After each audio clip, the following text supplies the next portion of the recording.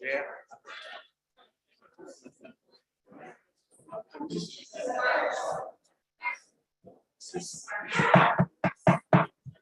All right, let's bring us back together here. We're up on YouTube and Zooming.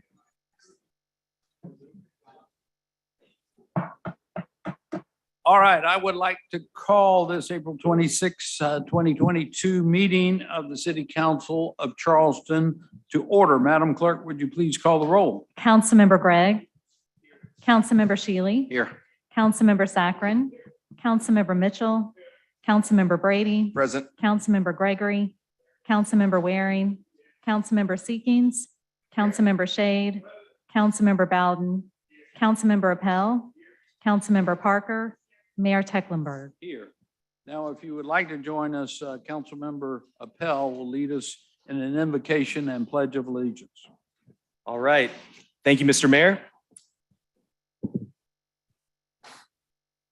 We come before you, God, praying for peace. A new war has begun, and hundreds of innocent people are dying. We pray for the strength and the courage of the few faced with the ruthless power of the many. We stand together with our brothers and sisters in the Ukraine, the birthplace of so many of our ancestors, a place where the Jewish people have known both light and darkness. We pray for a quick end to the raging conflict and the senseless bloodshed. May our people remember that wherever a Jew is in danger or hurt, we all feel that danger and pain as well. As they seek cover from the life-threatening missiles and fire falling from the sky, as they help the elderly and hug their children tightly and defend their homeland, we pray that they can maintain hope that a Sukkot Shalom, a canopy of blessing and peace, will soon emerge above them. May all the innocent people in the Ukraine and throughout the region know that we are with them. Even from afar, we hear their cries. May they know that we will continue to advocate for peace among the nations and that we will strengthen our commitment to aid and protect every human being. May the source of all life protect all of humanity from violence. May the source of peace bring wisdom to their leaders and bring a sense of tranquility, shalva, to the people of their region, and peace to all who are endangered. Amen. Amen.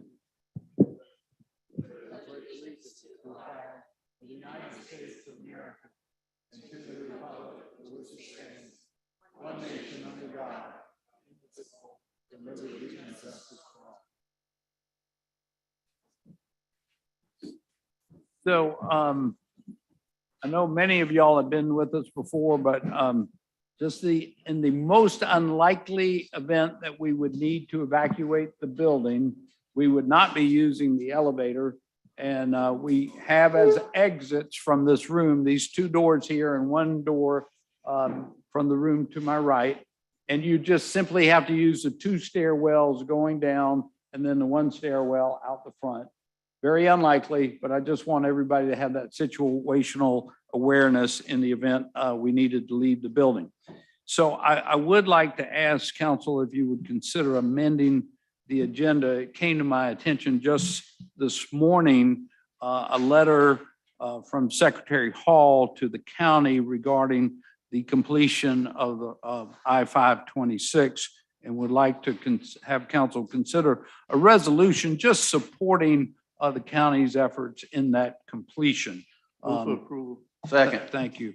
And if we could do that first up, I would appreciate it so we can send a message to county council who's meeting this evening. Any discussion just to add it to the agenda? Hearing none, any opposed, the ayes have it. So the resolution reads in support of the completion of I-526 and phasing recommended by South Carolina Department of Transportation, whereas Charleston County Council received on April 25th, 2022, notice from South Carolina Secretary of Transportation to provide updated information on the proposed Mark Clark Extension project, whereas the SCDOT notified the county the projected cost for the phase development may now reach approximately $2.3 $1 billion and suggests it be phased in order to ensure competitive bids and to enable in-state companies the opportunity to engage in the construction work. Whereas the SCDOT also seeks authorization from the county to proceed, this money's in place, with expending approximately $150 million for the remaining preparatory work necessary to ready the project for bid. Now, therefore, be it resolved by the mayor and city council of City of Charleston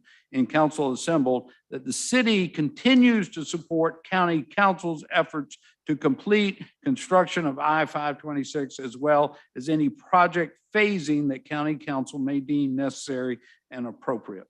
That's a resolution. We have a motion to approve and a second. Any discussion? Hearing none. All in favor, please say aye.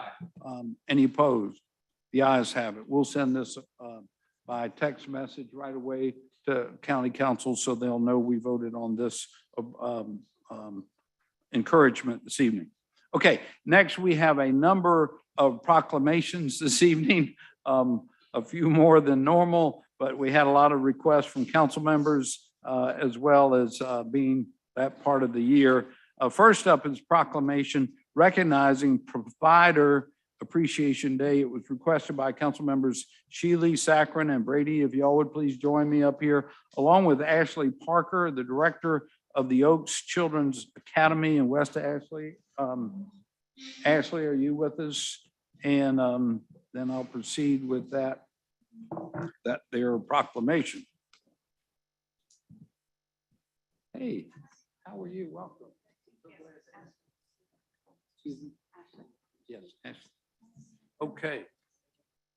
So the proclamation is whereas Child Care Aware of America and other organizations nationwide are recognizing child care providers on this day, and over half the children under the age of 6 nationwide are estimated to spend some time in non-parental care on a weekly basis, providing critical enrichment and nurtures development for children of all backgrounds, and it is a vital building block of our state economy.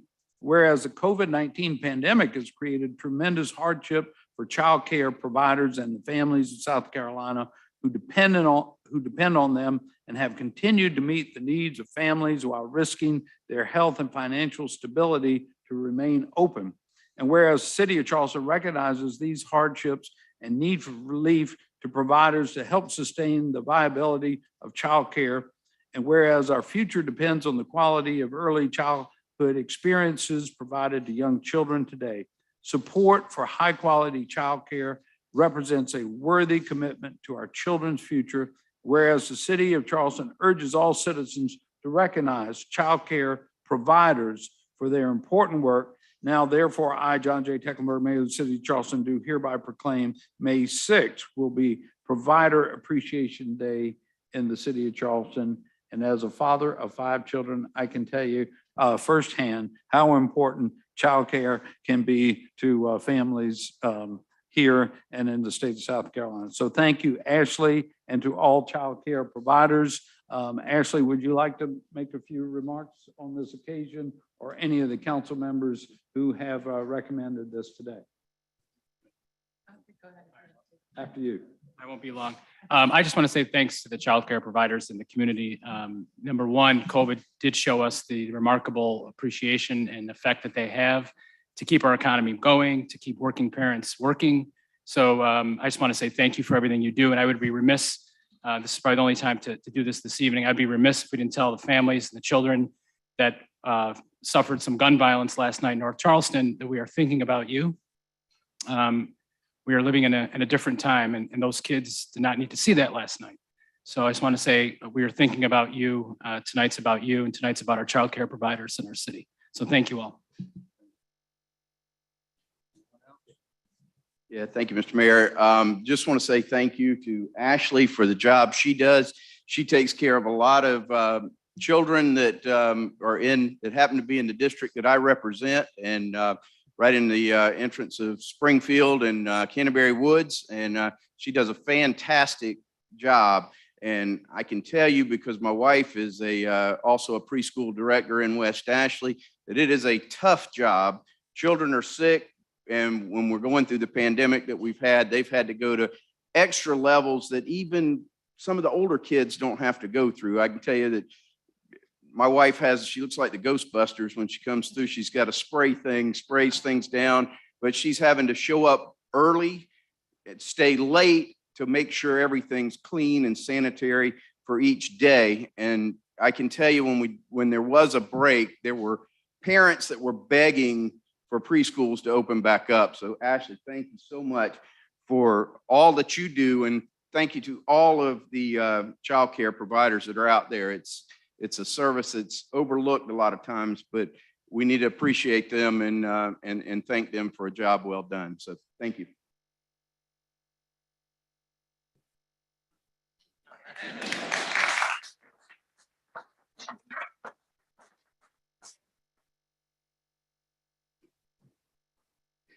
All right, next up, we have a proclamation recognizing International Composting Awareness Week. Did everybody know it's International Composting Awareness Week? I'm going to ask our own Katie McCain, who's our Director of Sustainability, and Betsy LaForce with the South Carolina Coastal Conservation League to join me up here.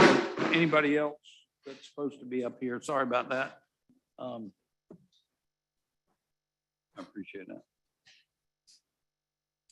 Whereas the Compost Research and Education Foundation, along with countries of Canada, Australia, and UK, other countries have declared the first full week of May to be annual International Compost Awareness Week. Organic waste such as food and yard waste make up approximately 30% of material going to landfills nationally and produce harmful methane gas emissions up to 30 times more potent than carbon dioxide. Whereas the city of Charleston is now offering South Carolina DHEC control funded food scrap drop-off pilot program to encourage residential composting at designated drop sites for free in order to reduce emissions from organic waste sent to landfills.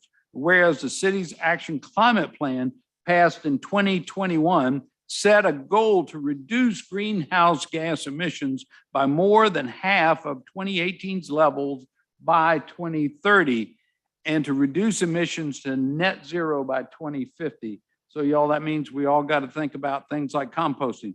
Whereas recovering food waste provides South Carolina with an opportunity to add to recycling industry's more than $13 billion economic impact in addition to its environmental benefits. Whereas International Compost Awareness Week is a publicity and education initiative to showcase compost production and demonstrate compost use. And whereas composting creates green jobs and infrastructure for cities and states who implement composting programs. And whereas this year's theme, Recipe for Regeneration Compost, highlights the overall regenerative agricultural movement and how compost and organics recycling spotlights the idea that healthier soil will lead to healthier, more nutrient-rich crops and ultimately less carbon in the atmosphere. And whereas the 2022 International Compost Awareness Week theme empowers everyone to recognize and promote the importance of composting and the use of compost in growing healthier food, supporting healthier soils, mitigating climate change, and ultimately creating a more just and sustainable world. Now, therefore, I, John J. Tecklenburg, Mayor of the City of Charleston, do hereby proclaim May 1st through the 7th will be International Compost Awareness Week in the city of Charleston. And let me shout out to the County of Charleston. They've been running a composting program for some time. You can take stuff out to the Bees Ferry landfill. You can even pick up compost from them. And thanks to Katie McCain and the city, we started this program. I and my family have been participating. We got this little plastic thing we put our scraps in, and I take it out to Ackerman Park. And y'all, I have noticed a reduction in the amount of regular trash in my green trash can that I put out every week just because of composting. This really works. We can reduce the waste stream of our city if everyone would compost. And you don't have to do it that way. You can do it. You can get a little composting thing, put it out in your yard to help add nutrients to your garden as well. And they were probably going to say some of those things, but I just couldn't resist. Betsy, Katie, please make some remarks. Thank you, Mayor Tecklenburg and members of City Council. Thank you so much for recognizing International Compost Awareness Week next week. As you know, we've been talking a lot about compost this year because we started the program. Mayor Tecklenburg mentioned that he's participating in. It's a residential program. There's a couple drop sites throughout the city, and it's really easy for residents to drop off their food scraps and participate. Our compost hauler, who is grant funded for this year only, then services those carts, hauls the material out to the Beesbury compost facility, which is award winning, and material is processed from there. So I want to just really quickly share some data so far from the program. Residents love this program. People are really eager and excited to participate. There's over 800 households that have voluntarily signed up. Many more are interested. I hear from people every day asking questions, making sure they're following the directions. They want to know how the program's going. It's going really well. And what they really want to do is pledge their support for the program to continue permanently into next year. So I wanted to share that with you. I also wanted to share, we have a data-driven goal, as we are a data-driven city, which came from our climate action plan, to divert 20 tons of food scraps during this program for in our first 6 months. And I'm really excited to announce that we are on track to meet and potentially exceed that goal. We have collected over 9 tons so far in just our first 2.5 months. So that's really exciting. Now, there's lots of benefits to composting. I don't want to go through them all, but I did want to mention one that Mayor Tecklenburg touched on too, that has really stood out in this test pilot period so far. And that's the potential to reduce our garbage collection expenses. 1/4 of our garbage collected is food waste, and that could be composted instead. And the success is really in the model. This idea of community drop sites has been widely successful in all kinds of other cities and other urban areas globally. And like I said, the success is in the model. So the material is taken to designated sites where users are already frequenting and visiting our city parks. So when that material is picked up at designated locations, instead of picking it up curbside at individual residential addresses, we are saving a whole bunch of money. And that's something we're currently doing, is picking it up curbside. So I will be sharing a lot more data and analysis with the Resilience and Sustainability Advisory Committee about this program in our May meeting. And if anyone is interested in learning more about it in the meantime, please just let me know. Thank you so much. Thank you, Katie. Betsy? Thank you, Mayor Tecklenburg, Katie, and members of City Council for recognizing International Compost Awareness Week a week early. Tonight, my name is Betsy LaForce. I'm a senior project manager with the Coastal Conservation League. It's been an honor to be involved with the creation of this new composting program. I had the privilege of representing the Conservation League in the climate action planning process last year with Councilmember Brady. Our committee worked to come up with various solutions to waste problems in Charleston. And this pilot program grew out of those ideas. And thanks to the outstanding leadership of Katie McCain, a community compost program is now up and running from idea to plan to implementation in less than a year. So how is that for efficiency and the power of action at the local level? The goal of ICAW is to work together to raise public awareness on why we should all be composting our organics, recycling, and using compost. What a great opportunity to highlight the progress that's happening locally in Charleston. This pilot program is bringing free composting access to residents who were previously limited to either backyard composting, and we know many people don't have a backyard, or paying a monthly fee for private hauling services, which can be cost prohibitive. This pilot is an exciting step towards sustainable waste management and increased environmental literacy in our community. So hats off to the City of Charleston for being one of the first municipalities in the whole state to offer a city-led community compost program, certainly the first in the Low Country. As Mayor Tecklenburg mentioned, our compost facility at Beesbury was the first compost facility in the whole state to start composting food waste. Now there are 3 other large commercial facilities in the state as the industry continues to grow. So what better time to leverage local composting infrastructure and regional collaboration through this program? I encourage those of you who are not already composting at home or with the city program to sign up for it today. This week, you will be amazed. The mayor's right at how little trash is left in your kitchen after recycling and composting, not to mention the rewarding feeling of helping to complete the farm to table, table to farm loop here in our city, renowned for local food and farms. Just last week, the compost material generated already from this program was returned to our city parks and gardens. We know that government action can't meet emission reduction goals alone. We need the entire community to be a part of climate solutions, and that's exactly what this program is doing, building community support and awareness around doing the right thing in Charleston by composting our food waste. As we heard the mayor read in the proclamation, just a few quick highlights on the benefits of composting, if you didn't hear before. Saves valuable landfill space. Do we want to grow food or landfills? Landfills can be reduced by at least 1/3 when there's a focused attention on recycling organic residuals. Reducing those harmful methane emissions for climate action. Methane happens when organic material tries to break down without the presence of oxygen, which is exactly what happens in the landfill. It gets smushed.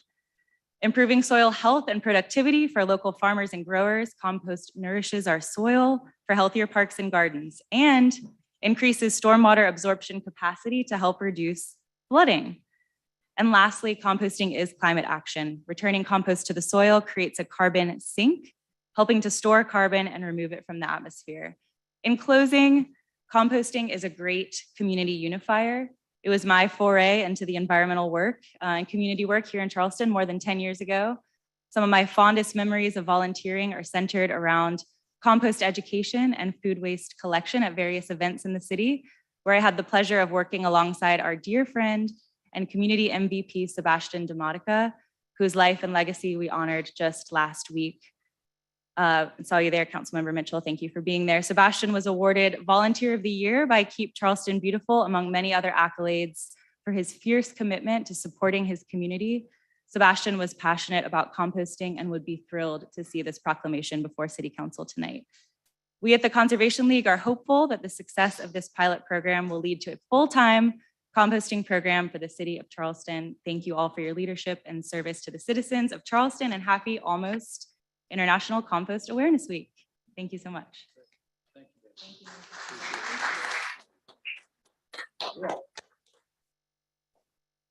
Okay, I'll just end up by saying composting is cool. If you're not doing it, get with it. Yeah. All right.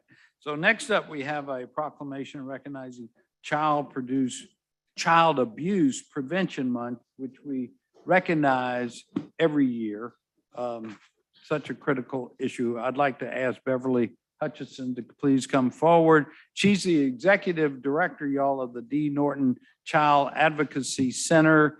Kate Prestak, are you with us, Kate? Communications coordinator for D. Norton as well. Y'all please come forward. And I believe later this week, we'll be having our pinwheel ceremony as well. So whereas South Carolina's future prosperity and quality of life depend on the healthy development of more than 1.1 million children residing in diverse communities across our state, 80,000 of which are in Charleston County, whereas preventing child abuse and neglect must be a priority and requires individuals, families, child-serving organizations, schools, everyone, and whereas child abuse is a serious public health issue with wide-ranging societal consequences. Data shows the link between child abuse and neglect of children to a wide range of costly medical, emotional, psychological, behavioral issues into adulthood. Whereas parents and caregivers who have a support system of family and friends know where to find public resources and understand how to remain resilient in challenging times are best equipped to provide safe, nurturing environments for their children. Whereas statewide and community prevention programs serve as proven and effective ways to reduce child abuse and neglect, no matter the geographic region, race, or ethnicity, or economic status. And the D. Norton Low Country Children's Center serves the Charleston community, they're amazing, by providing a one-stop location for services provided to families and children in need. Whereas in fiscal year 2021, there were 8,944 founded child protective services investigations with 15,980 children in South Carolina, 670 investigations with 1,247 children right here in Charleston County. This is real. And if you see something you suspect child abuse or neglect, please say something, report it. Now, therefore, I, John J. Tecklenburg, Mayor of the City of Charleston, do hereby proclaim April 2022 as Child Abuse Prevention Month in the City of Charleston. And I invite Beverly to come forward and share some words with us from the D. Norton Child Center. Beverly? Appreciate it so much.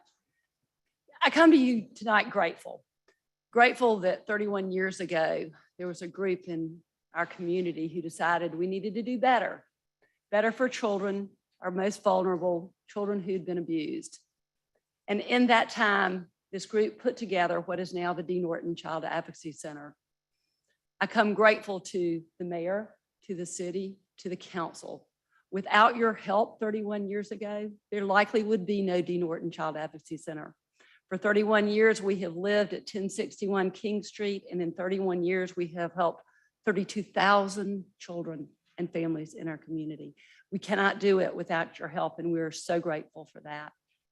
We're also grateful that each and every day we get to work alongside our police force, law enforcement, social services, guardian ad litems, the solicitor's office. Part of what the model does that we work under is we work with every agency in our community to coordinate and deliver services for children who are victims of abuse. I'm grateful to go to work every day. I'm grateful for the 5-year-old little girl that I sat with last week in our center east of the Cooper. We ran out of space at 1061 King Street. 3 years ago, we had to open a second full service location in Mount Pleasant to better serve those east of the Cooper. Sat there with that little girl. I was grateful that she wanted to play. I was grateful she did not look damaged or broken. While it makes my heart sad that the only reason she was in our building is because someone was concerned something had happened to her. I was grateful for the staff, the people that she was getting ready to meet, the people who were going to walk alongside her and her family as they worked through this trauma. Mostly I was grateful for her imagination because with a waste management truck, a fire truck, 3 dinosaurs, and a doll, she completed an entire story for 20 minutes, ad lib. April is National Child Abuse Prevention Month. We would all want it not to happen. I would love for us to be out of business. That's not going to happen anytime soon. Each of us in this room has a responsibility. We have a responsibility to the children in our community. So this April, I challenge you. Learn something. If we know more, we do better. Visit our website. There are great resources there. Simple things at home. Talk to your children. Communicate. Let them see that you're okay. You're a safe place to talk about anything, even the yucky stuff, so that when something happens to them, God forbid, they come to you, and then you know where to go. And thanks to this body, large part, you know to go to the D. Norton Child Advocacy Center. Go to our website, take our pledge to prevent, protect, and heal. Thank you.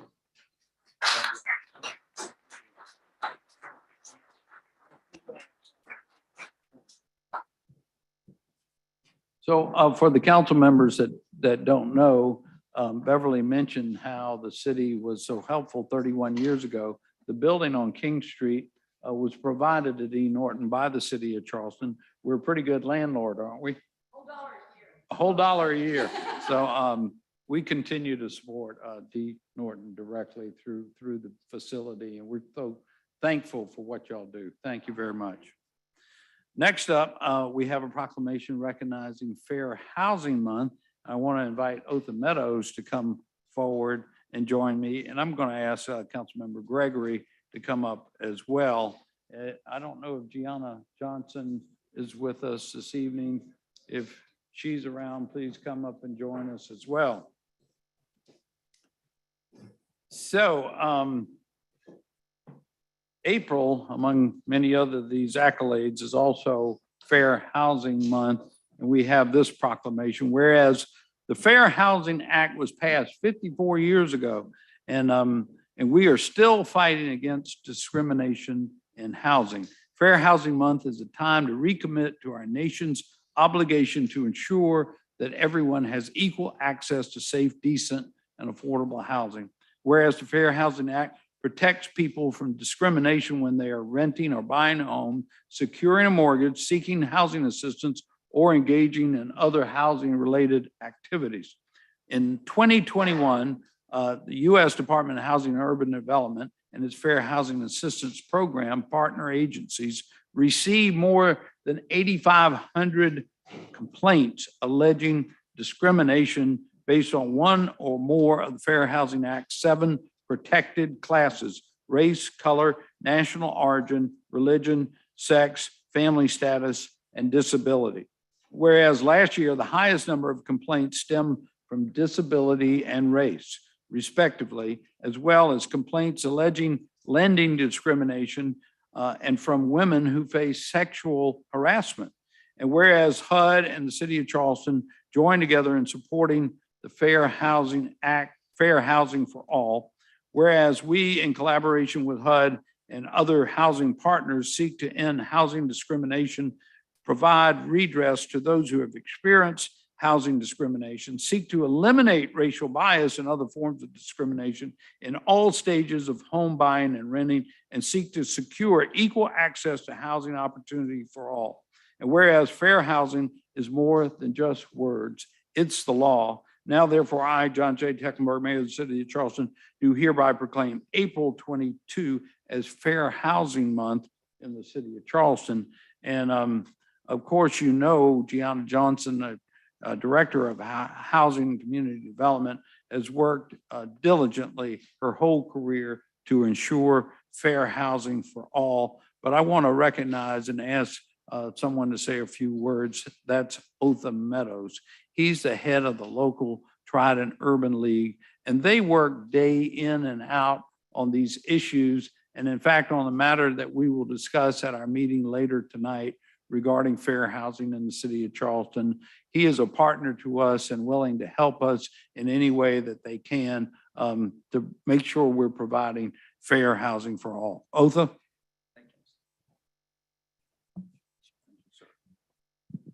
Thank you, Mr. Mayor. I'd like to thank the City of Charleston council members, Gregory, Councilman Member Mitchell, especially Gianna Shaw Johnson and her staff to support the work of the Urban League and what we do in the area of fair housing. I don't think I have to tell anyone here that, especially in this climate, fair housing is our #1 priority. We have a responsibility to provide fair and equal access to housing to each and every resident in the city. And I will tell you categorically that the Urban League is working hard in that accord. But it's not the Urban League alone. As the mayor has said, it is the Urban League working in collaboration with the City of Charleston. We have been working with this collaboration since about 2009, I think, Gianna. And over those years, we have done a tremendous job in bringing remedies to those persons who are being impacted by fair housing infractions in this community, but we still have a long ways to go. As the mayor has said, I was reading the same report from HUD as I came over here a little earlier. There were over 9,000 discrimination complaints made last year, predominantly against people with disabilities and people of color. I will say that the Urban League this past year responded to over 200 calls to the Fair Housing Hotline. We successfully mediated over 37 landlord-tenant complaints. We have helped over 15 people buy their first home, and we're going a little further. We were only one of 3 agencies in the nation selected by HUD to receive fair housing education and outreach funding this year. We are going to be rolling out a campaign in the next couple of weeks, Mr. Mayor, about fair housing is more than words. You will see messaging on Carter buses on the exterior and the interior. I'd like to invite you, Mr. Mayor. I'd like to invite council members to come out when we kick off that campaign. Let's not only think of this month as Fair Housing Month, let's use every month of the year to commit to providing fair and equal access to housing in the City of Charleston. Thank you very much.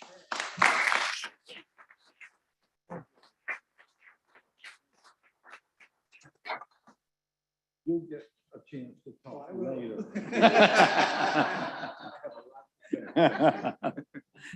Thank you all. Thank you, Otha, for our partnership. We really appreciate it.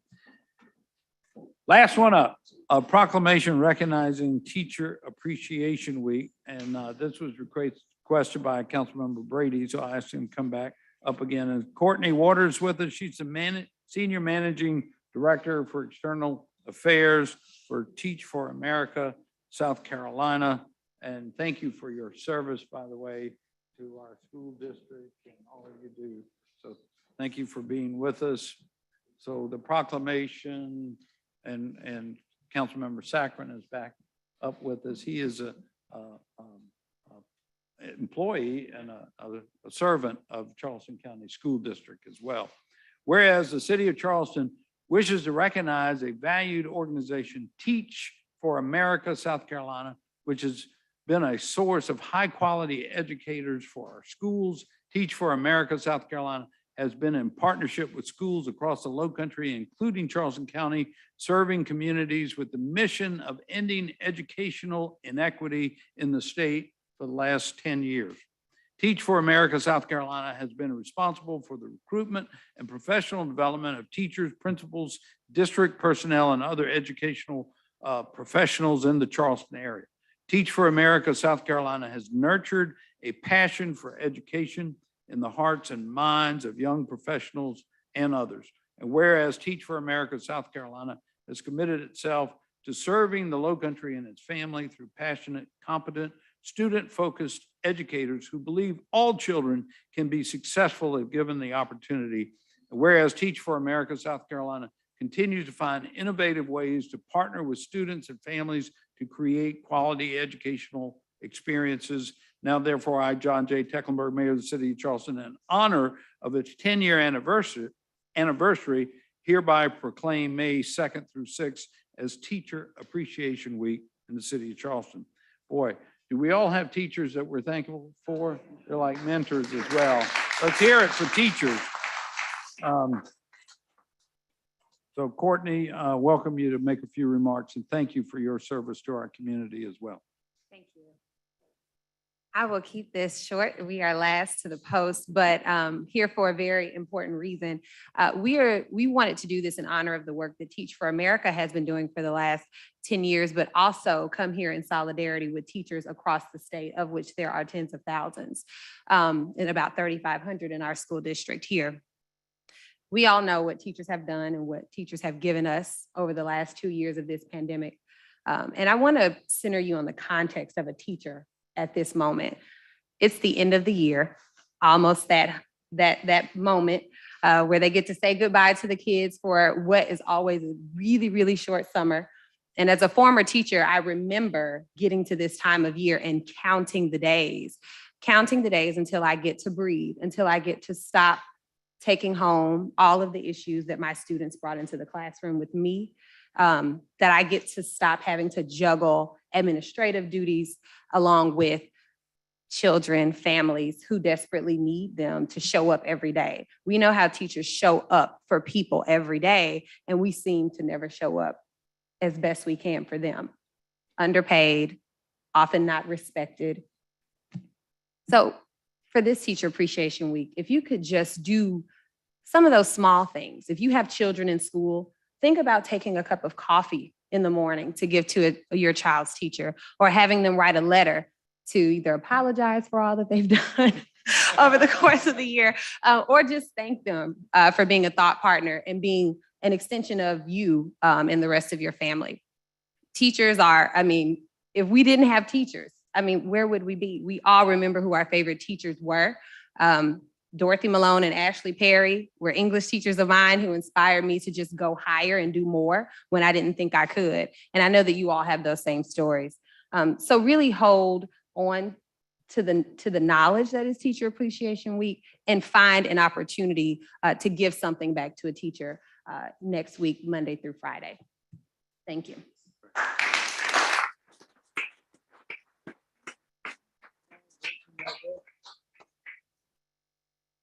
I was only going to add just briefly, because Courtney summed it up beautifully. But I put many moons ago, I taught second grade on the west side of Atlanta, Georgia. And everything Courtney said is exactly correct. Thank a teacher when you see him, whether it's at the grocery store, whether it's at your child's school, at a park, whatever it is, because they're more than just a teacher. They're the doctor putting a Band-Aid on when a kid scrapes their knee at recess. They're the educator. A lot of times they're the parent figure, especially while they're in loco parentis during the day, taking care of your child. So just thank them, do an act of kindness, and wish them well for the end of the year when they get to, as Courtney said, just take a breath. So thank you all for this. Mr. Mayor, may I? Quickly? Yes, sir. Councilmember Bowden.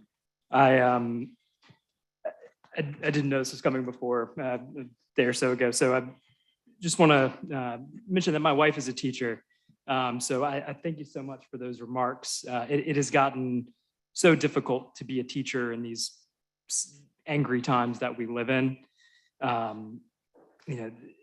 We saw the horrible violence in North Charleston yesterday. Those kids are going to go to school and their teachers are going to be there for them. That's a safe place for them.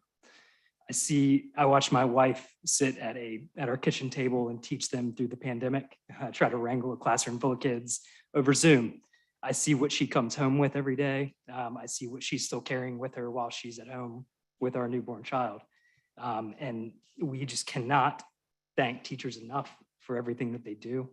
And I want to encourage anybody who's listening, who is in a policymaking role, to not just leave it at appreciation. We appreciate people with money. We appreciate people with pay and benefits. And so I think we should sort of extend that call to our friends in the legislature. Come up with money for them. That's how we truly appreciate people. Thank you. All right. Thank you, teachers. We're certainly appreciative. So next up is our public hearings. And Mr. Morgan, I think, will help present these to us. The first one, speaking of schools, is a rezoning matter involving 63 Columbus Street, former school building on the east side of Charleston. Mr. Morgan, and here comes our screen. Thank you, Mr. Mayor, members of council. A couple of slides and then I'll go through them. Let's see.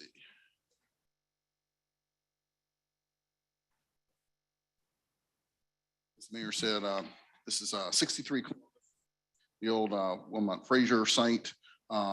It is owned by the school district, and they are seeking to have school overlay placed on the property. Of course, when it last functioned, it did not. Can you all hear me? Okay, I'll see if I get, is that better? That's better. Is that better? Yeah. Okay. So when it last functioned, we did not have the school overlay. And so now for the work that they're going to do to the school to have the early college, high school in that facility, they need to get the school overlay designated for the property. Of course, the school overlay requires a special exception granted by the Board of Zoning Appeals that would deal with issues such as numbers of students at the school, hours of operation, traffic patterns, where gates are, where operations are, where lighting is, all those aspects that help a school better integrate into a neighborhood. So that will be an opportunity for the neighborhood to have to input into how this school site functions. This is just the first step to get the school overlay on the property. And then of course it'll go to the BZA. We have some images of the property. I'm sure you all are pretty familiar with it. It is in Columbus Street, a couple of blocks in from East Bay. Here it is in our comprehensive plan. It is in our neighborhood designation. So again, school is a very appropriate use in a neighborhood. Here's the definition of neighborhood from our comp plan. This is the site from an aerial image. And then we have some other aerial images of the property. Here it is from the street view. Again, this building is going to be renovated and added onto, but they will have to go through the school overlay special exception process first. And the Planning Commission recommended approval 7-0. Great. Would anyone like to be heard on this matter? Yes, sir. Please come forward. Mayor, what's the time limit? if we could keep comments to 90 seconds, we've taken a bit of time already. Yes, sir.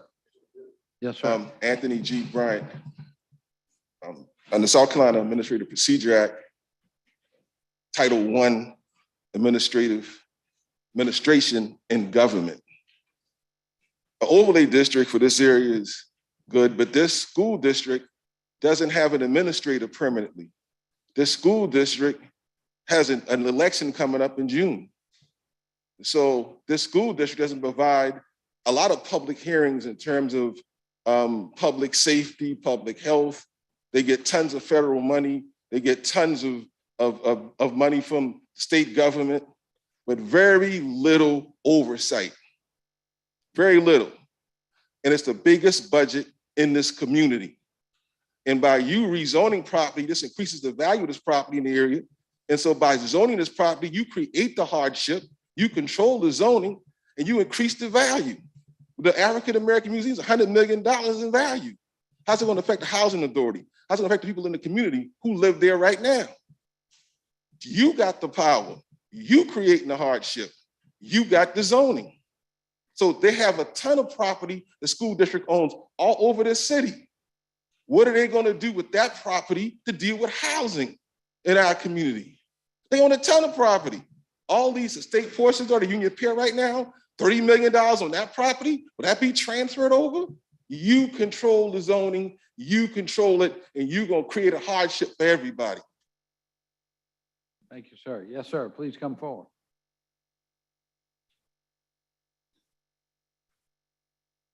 Evening, Mayor, City Council. You know, when you take Please state your name and address for Mohammed the record. Idris, 1054 King Street, Charleston, South Carolina, Thank you. born and raised here. When you take and close down a school and tell the people you're closing it down to make it earthquake proof, you're gonna make the school earthquake proof, and you move the student out of the school. But when you fix the school back up, you take and put another group of people in that neighborhood, and those children have to go to another area altogether. So you are responsible for this tragedy that we're having. Many of y'all are in these fraternities and you act like you're fighting one another, but you work together. When you leave here, you go into a bar and take a drink. And you shouldn't drink it, that make your head bad. And you come out the next day, most of you drunk, and you make wrong decisions. Thank you. Thank you, sir. Would anyone else like to be heard on this matter? Hearing none, it comes to council. Okay, any discussion? Councilmember Saccharin? I just want to make sure that the record states that I'm going to recuse myself from this. Okay. So, Mr. Morgan, if I could ask you, I mean, there was a school there for some decades now. Yes, sir. What does the rezoning allow them to do that they weren't able to do before? I'm just curious. So that school had been there pre-existing before our school overlay.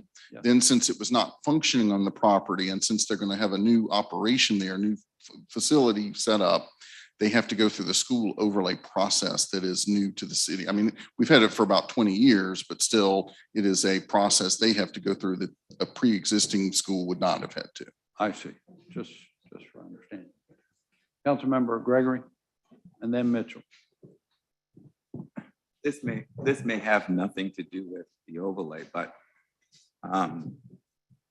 Wilmot Frazier is the name of that property, the school at that point. And I'm just wondering whether or not they're going to try to maintain that history. And that would be a question for the school district. I don't know. Just wanted to put it out there on the record. Wilmot Frazier. Thank you. Councilmember Mitchell. Yes, Mr. Mayor, they had numerous meetings that a lot of the people on the east side attended at Tech and other places about Fraser School. This go way back when Fraser School was closed. They didn't want it to be closed, but they closed it when they create the new Sanders Clyde. Because there was two schools at one time and they closed one, and Sanders Clyde was a new school that was being built. And it was a big uproar pertaining to that because of the name of Wilmot Frazier that was there all these years. Wilmot J. Fraser go way back, and his son is still around. And the people was asking about that same thing that Councilman Gregory alluded to, so far as the name. I don't know if they're going to do that or not, but when they came with the early college students, they wanted to make sure that the front facade of the building is going to remain. And I think they have gotten information that they will keep that front the way it is, because they attended the meeting, so they pushed for that to make sure that they keep that front of that building still the same if they do anything with it. So that's one of the things that the neighborhood association and the neighbors in that particular community attended those meetings, and it was alluded to. So I don't hear any problems. I don't hear anything else about it, because since that time, so that's why I voted to move it approval. All right. Anybody else? Councilmember Waring. Yes, sir. This is a question, maybe. There was an article, I don't know, months ago about a portion of the property that the city owned that was being used as, I think, a playground for the school. And the school wasn't letting the community use it, and the property belongs to the city. Anybody can clear that up for me? You know anything about that, Councilman? That particular property was fenced in. Is it highlighted here? That's on, it's on Ann back there, right there. Okay. Yeah, that property, right. It was fenced in, and it was used by the school years ago for the kids to come and play for recess and things like that. So they fenced that in to make sure it was safe for the kids, for the young people to be able to play. Now, we had a controversy one time with the city and the school who had owned it. I think they'll have came to the realization that the city owned it. I believe. I don't know. I don't know the bottom line to it. But we still respectfully disagree about that. You're right. So that was that's a problem going on between the city and the school. That was given to the school that I remember years ago to the school to use, but I don't know what kind of agreement was made during that time, because I wasn't here at that time, but I heard about it after I got here 20 years ago. So right now, the school, they still want to use it, but they are planning to take the fence down. I think I heard that the fence is going to come down, and the kids from these young people from the school will still be able to come over there with lunch and everything, and then the community will be able to use it later on in the evening. But what I want to do, I haven't gotten to it yet, but I want to have signs placed in all these parks around here that at a certain time these parks are COLED closed, because we have a lot of different items going on in some of these parks at night when they shouldn't be. So I'm going to get with the individual to make sure that signs are placed on all these parks to be closed. So that's the bottom line of that particular area that we are supposed to own, but you know. Well, I have a follow-up to that. That's why I brought it up. Why don't we get that resolved before we approve this? Because this issue as far as who owned the property and whether the community can have access to the park or not. Let me tell you, one of the prettiest lawns in the city, and we have a lot of pretty lawns, is in front of the Gilliard. And Buste Academy and the city and the Gilliard, those kids come and frequent that area all the time without this kind of controversy.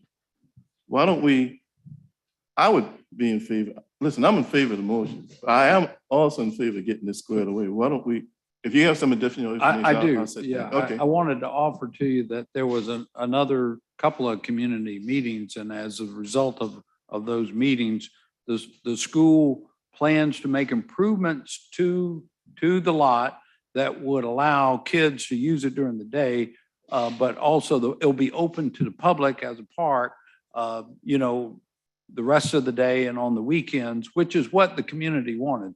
They wanted to see that fence come down and for the property to be used as a park. And it will be done on the school district's nickel. They plan to improve the park. I think their budget for it's about $150,000 that will be done this summer, I'm told, according to Mr. Bowery. So do we have an agreement that we can look at in writing? We do have a lease agreement with the school district that's a few years old. I believe Ms. Copeland. Mr. Mayor, I meant as to what you just described to us. In other words, do we have something in writing, an MOU, whatever, in writing that says they're going to take the fence down, they're going to do the $150,000 worth of improvements. I don't. Kids will use it in the daytime, public to have access. We're happy to request that from them. At this point, it's been verbal. They've told us this is what they would like to do, and it met the needs of the community, so we thought it's good, but we're happy to ask them to put it in writing. I gotta get, we give it the first reading with this requirement. Who made the motion? Can we make an amendment to the motion that we give it first reading with that being put in writing that the mayor described? No, I don't have a problem with that. Who made the motion? I didn't make the motion. I don't know. Councilmember Mitchell made the I motion mean- and Councilmember Seeking seconded it. Okay. I understand exactly what you're saying. I don't have a problem with that because Thank you. this was going on so long about that little section because the church was using it one time to park their bus in, and then you had a problem with that. Some of the people had a problem with that. So what I was making the motion, my motion was really for the school building. Right. That's what my motion was, for the school building, the Henry P. Archie building. The Henry P. Archie building is not the park, so that was making the motion only for the building of the school. The So now, rezoning the is for rezoning the of the school That's what property. I'm making the motion on. Now, But the park, we'll the amend city- it to add a requirement that if they're using, they commit to writing our agreement about their improvements and use of the park. Right, Does that correct. sound good? before they, Just before you start that, we can't condition zoning. But just so you know, we are communicating with CCSD and they are open to this and we are making inroads, just so you know. Yeah. You know, it's a funny, Mr. Mayor, Yes, as a follow-up. Councilmember Waring. It's Thank funny you. how we can, right here, work to a workable agreement. And how many years we've been trying to work with this with the school district? So, I mean, I like the idea of deferring this until we get that done. It doesn't take that long for the school district with their team of lawyers to come up with, I understand you on the conditional part, but if we defer this and allow them to come up with that agreement?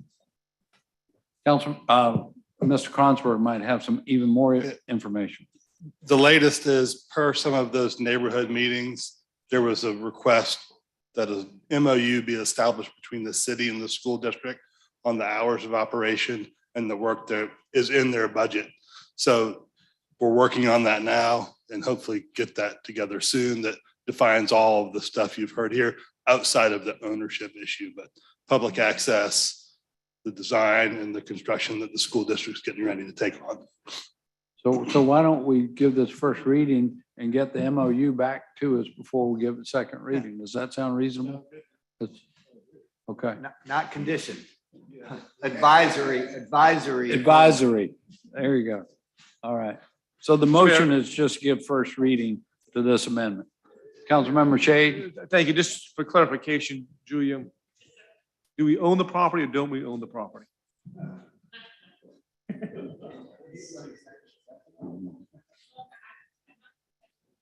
Question, but I will tell you that there has been discussion about mirror quitclaim deeds where the city and the school district would quitclaim any rights, respective rights they may have to each other to the respective tracts that we want to manage and own.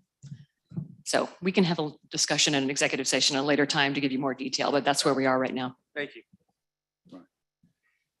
All right. Any further discussion? We'll approve the motion and come back with an MOU. All in favor, please say aye.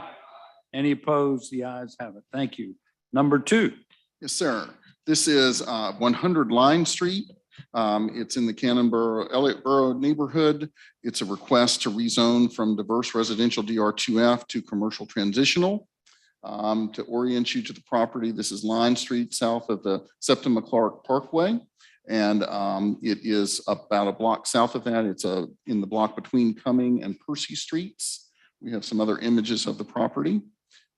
This is in our comprehensive plan. It is another property that is in neighborhood. So the rezoning request would be in line with that recommendation from the comprehensive plan. This is an aerial image of the subject property on Line Street. And another aerial image, you see some commercial buildings over towards the corner of Cumming Street as well. And this structure itself is a commercial structure, was built as a commercial structure, excuse me. And here's a street level view of it. Buildings across the street.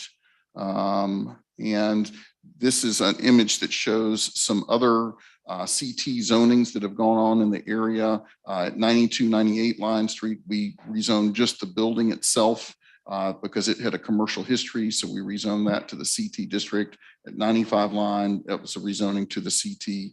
And now this property is before you all tonight. And there's another street view image of the property. And there we go. And just a comparison, it actually, from a density standpoint, reduces multifamily density on the site as well.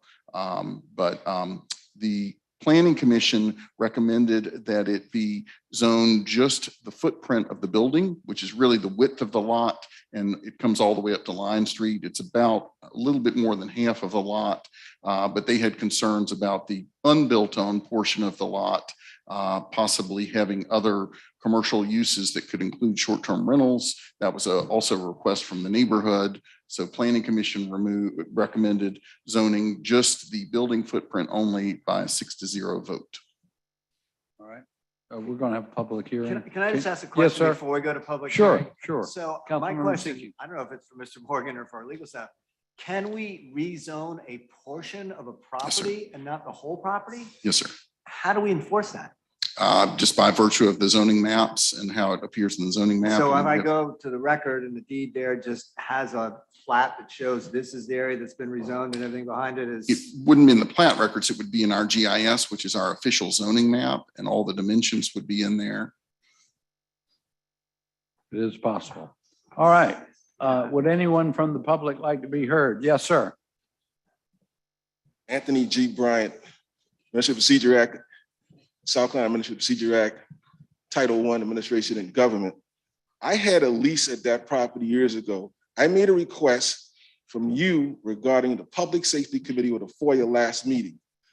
Regarding 100 Line Street, it was a criminal discovery on me. All right, I sent a FOIA request to Mark Keel this week as a former BZA member. He's got it right now in terms of the city of Charleston criminally discovering on Anthony G. Bryant, a business license person you had to work for you, had a federal offense. Someone in housing and urban development had a federal offense. So how you gonna look into me at this address when your people are criminals? Thank you, sir. Would anyone else like to be heard? Yes, sir. On this matter? Okay. All right. Seeing none, it comes to council. Councilmember Saccharin.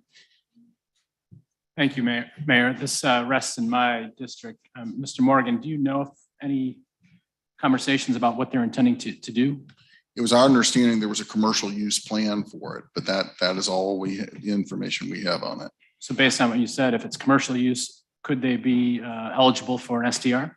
They could convert the structure to a STR, and I think that was some of the neighborhood's concerns, and that's why they brought forth the idea of maybe just doing the building footprint. Thank you. Anyone else? Is there a motion to approve? Well, you want to speak on 100 Line Street? Yes, please come forward. Hello, Kristen Kraus with Coldwell Banker. I represent 100 Line Street with the client that is buying it, and they intend on using it as an interior design company, so it will not be used for short-term rental. Okay, thank you And for that's all I letting have us to say. know. Thank you. All right. Yes, sir. You'd like to be heard on this matter. Bill Goodwin, I represent the owner. The building has been used for commercial purpose for probably 40 years. Dr. Turner and Catherine McCautry used to be in that building. And in the last 20 years, it's been a hairdresser. So it had a use variance, but it's always been commercial. Thank you. Good to see you, Bill. All right. And is there a motion on the floor? Can we entertain one? We have a motion to approve. Second. Any further discussion? Is, just for clarification, is the motion for the Planning Commission's recommendation or the applicant's request? All right. Any further discussion? All in favor, please say aye. Any opposed? The ayes have it. One nay over here. I'd like to explain my vote, if you don't mind. Yes, please, Mr. yes, sir. Mayor, under the rules. I think we should rezone it completely, not just part of it. So I heard Councilmember Pell pointed out the split zoning. I just think that just creates some challenges for the neighborhood. I think it's going to be a good use. So I just want my no vote to be reflective that I'm not in favor of this moving forward. I just think we should rezone the whole parcel. All right. Thank you very much. Okay, item number 3, Mr. Morgan. Sir, this is in West Ashley, a recent annexation. It is 1939 Piper Drive, and the request is to bring it into the city for single-family SR1 zoning, which matches the other zoning of parcels in that neighborhood that have been annexed into the city. And we just have a couple of images of it. It's in our suburban edge recommendation, so SR1 works there. And here's an aerial image of the property and a street view. And Planning Commission recommended 7-0 in favor of SR1. All right, great. Would anyone like to be heard on this item? Yes, sir. Anthony G. Bryant, Administrative Procedure Act, South Carolina, Title I, Administration in the Government. Again, 2020 census, you hadn't finished it yet. 2030 is coming up. We need to know with these annexations, housing impacted the community since we're race neutral. Okay, we're race neutral in Charleston. So those who are individuals have to defend their own out on issue of race because the council's race neutral. So therefore you got to be about your business and race conscious politics. Thank you, sir. Would anyone else like to be heard on this matter? If not, it goes to council. We have a motion to approve. Any discussion? All in favor, please say aye. Any opposed? The ayes have it. Next up is approval of city council. Move for minutes approval. From April 12th. Any additions, corrections? Hearing none, all in favor, please say aye. Any opposed? The ayes have it. Next up is our citizens participation period, which will be led by Madam Clerk. And we have 19 people signed up to speak. It's a minute and a half. First speaker is Anthony Bryant. Not happy to be here at all. I'm the person who did the public comment on Chief Magistrate Mary Gordon Baker and a human trafficking case she did where a Homeland Security director avoided arresting somebody and not get a federal warrant. I was there. I bear witness to what happened with that. And the FBI looking into Black people like they animals in here. Marcus Garvey in 1925 was arrested and trumped up charges by J. Edgar Hoover, and an informant was W.E.B. Du Bois in the NAACP. We been had Black folk selling Black folk out for years. You sold me out. I know you sold me out. All my documents support my position. The Biden-Harris administration is selling Black folk down a drain. They are putting the FBI, Homeland Security in these neighborhoods to literally destroy young Black people and men with my voice and my speech. So that's what I stand for, and I ain't moving from it. Mohammed Idris.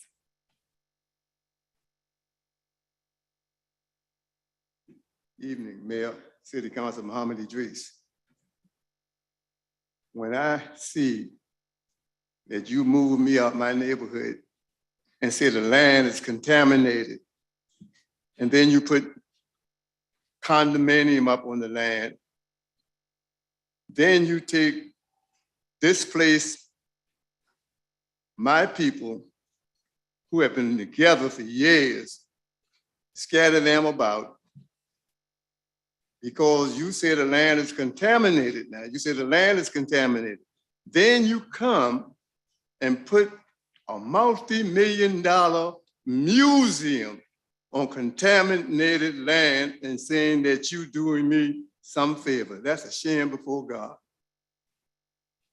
Thank you, sir. Patterson Smith.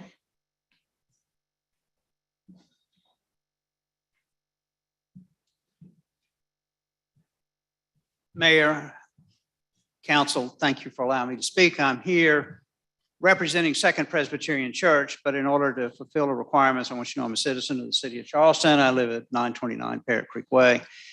I'm here for Second Presbyterian Church in a couple of capacities. First off, I'm treasurer. Second off, I am an elder, member of the session, which is the ruling body of the church. I'm also here, I'm specifically here as the vice president of the corporation. let me familiarize, if you don't know where Second Presbyterian Church is, and a lot of people don't, because there's an overgrown city park in front of the church, so it's hard to see. Only 90 seconds. Oh, I'm sorry. Yeah. All right. I'll start over. Can we start the clock over? The church, 1809 church, completed 1811, as historic as any church, any structure in this community can be. There is an adjacent wall that runs down Charlotte Street that holds the earth of the graveyard in place. That wall has been failing for many, many, many years.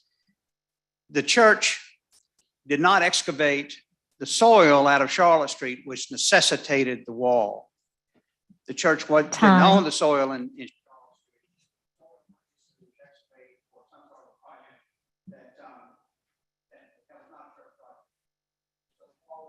the wall is failing. The wall has been failing for many years. It's continuing to fail.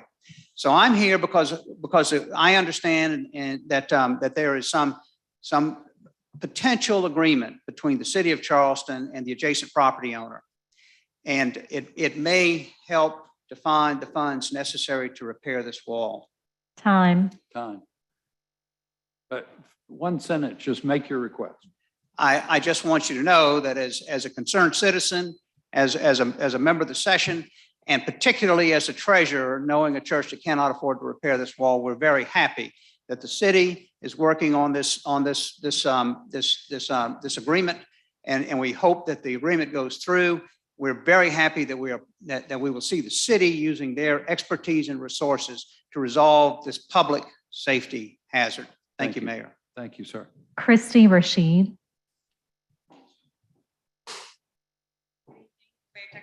And Good members evening. of the council. My name is Christy Rashid. Thank you for allowing me to speak on behalf of my team at the Dewberry. Next month marks my 20th year living in Charleston and working in the Lowcountry hospitality community. I am extremely thankful for the opportunities the city has offered to me and my family. I value the history and preservation that makes Charleston such a special place. I was a member of the hotel opening team and present during the construction, seeing the vision come to reality. For over half of the Dewberry's existence, I have been the general manager and I'm responsible for the entire business as well as the operations. One of the top priorities as a leader of the hotel is to protect our city and being a good neighbor. I have made a commitment to be involved, whether it's the College of Charleston, the Charleston CVB, multiple nonprofits, and of course our neighborhood homeowners association. The Dewberry is the only business out of many that is active in our own neighborhood's community association. In fact, we're the only business who's attended the meetings over the last year. The community in which we reside has always been important to us. Over the years, the hotel has participated with multiple nonprofits, including MUSC, the Historic Charleston Foundation, the Charleston Museum, and of course, Neighborhood Beach and Beautification, to name a few. My hope is that the city can find comfort in the mindfulness of the hotel operation and trust this will continue. I ask the council to support the resolution of all the litigation of the Dewberry and Alyssa Smith.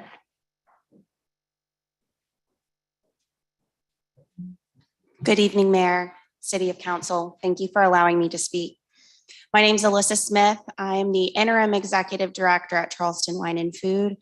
I wanted to address the committee today as we were a heated discussion in the Ways and Means Committee as well as the ATAX Committee a couple of weeks prior, and address the conversation as it relates to the festival moving to North Charleston. The Culinary Village did relocate to North Charleston. I believe several council members had discussed some of the reasons why we were no longer welcome within Marion Square. And given the post-pandemic state and needing to make sure that the safety of our guests are the utmost priority, space was something that we needed. What I wanted to assure you all of is that Charleston Wine and Food is dedicated to the city.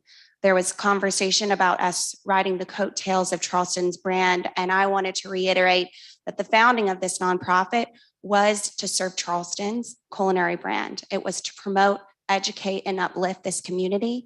And I do not think that there can be a naysayer to say that the festival has had a positive impact on the culinary brand of Charleston. We continue to bring national media attention to the city. The Today Show, Good Morning America, the Washington Post, year after year and have reinvested millions of dollars in economic impact for the city. Over 88% of our attendees this year for the 2022 festival said their sole reason of visiting for Charleston was for this Time. festival.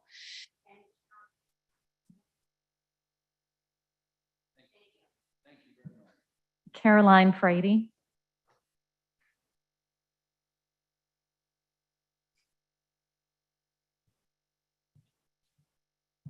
Hi again. My name is Caroline Frady. I live at 23 Ashton Street. To assure this community of Gadsden Creek is to confirm the now longstanding belief among this community that the city will continue to take from them. We can and must change the situation to care for Gadsden Creek. One of the oldest living systems on the peninsula of Charleston is to restore a place that was profoundly sacred to the Gullah Geechee culture the creek once sustained. To desecrate the creek anymore is to deny that the people and history of this once thriving African-American community even matter.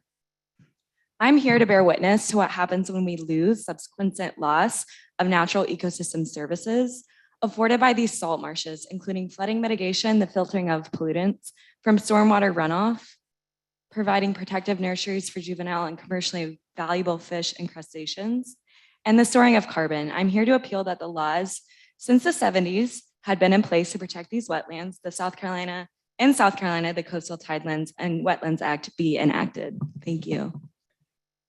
McKenna Stewart.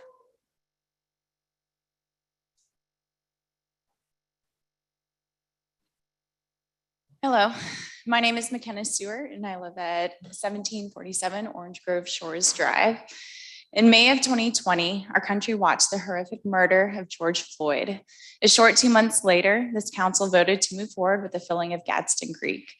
In the months that followed, our country, for what feels like the first time, began to truly reckon with its past actions that have harmed Black and Brown communities. The city began its reckoning process with a decision that led to the adoption of the HARCC, a promising step towards healing. We can't help but hope that had this decision to fill Gadsden Creek to continue to take from a community who has already lost so much at the hands of the city come before this council a mere 2 years after George Floyd's murder, that a different decision would be made. While we recognize that this decision is currently in litigation, no matter what happens, the city owns the creek and therefore has control over what happens to it. Just because a permit has been granted does not mean it must be used. With the city's many connections with West Edge, we are confident that the relationships that exist there could be used in a positive way to prevent the filling of this creek. Thank you. Thank you. Myra Paulson.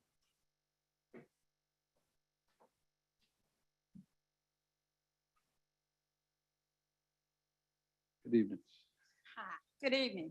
Thank y'all so much for giving me this opportunity to speak to you. And I want to talk about Ansonburg Park and no smoking. Now, y'all passed this ordinance to no smoking in the park.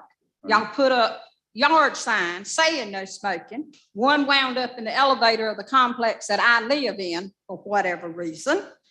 You also have a no, it is, first of all, you got to understand, it is the Park and Recreation soccer field. Children are out there playing soccer. It is not a dog park. And it's a beautiful park, but there's no lease law. Y'all put those yard signs up, they get thrown in the bushes or whatever. And I want to request that you put up nice signs at every corner of that park, given the rules, because the signs that's been put up there are outdated. Now, when the soccer children are out there and they have a game on Saturday, the Park and Recreation comes and line signs all up about you can't have a dog on the field. Your dog's got to be leashed, you know, whatever. They can't be on the field. Now, we've had an incident of where a lady and her dog got attacked by two larger dogs. Her dog was a little toy dog and traumatized them. Person that had the dog, you couldn't do anything about it because he doesn't live in the neighborhood. He came from somewhere else. Now, I have confronted people and said, listen, you got to have your dog on leash. I had a young gentleman say to me, my dog is on leash. Yes, let me rephrase this. You didn't give me a cash to that. Thank you. And may I say, yes, ma'am. Trenham Walker.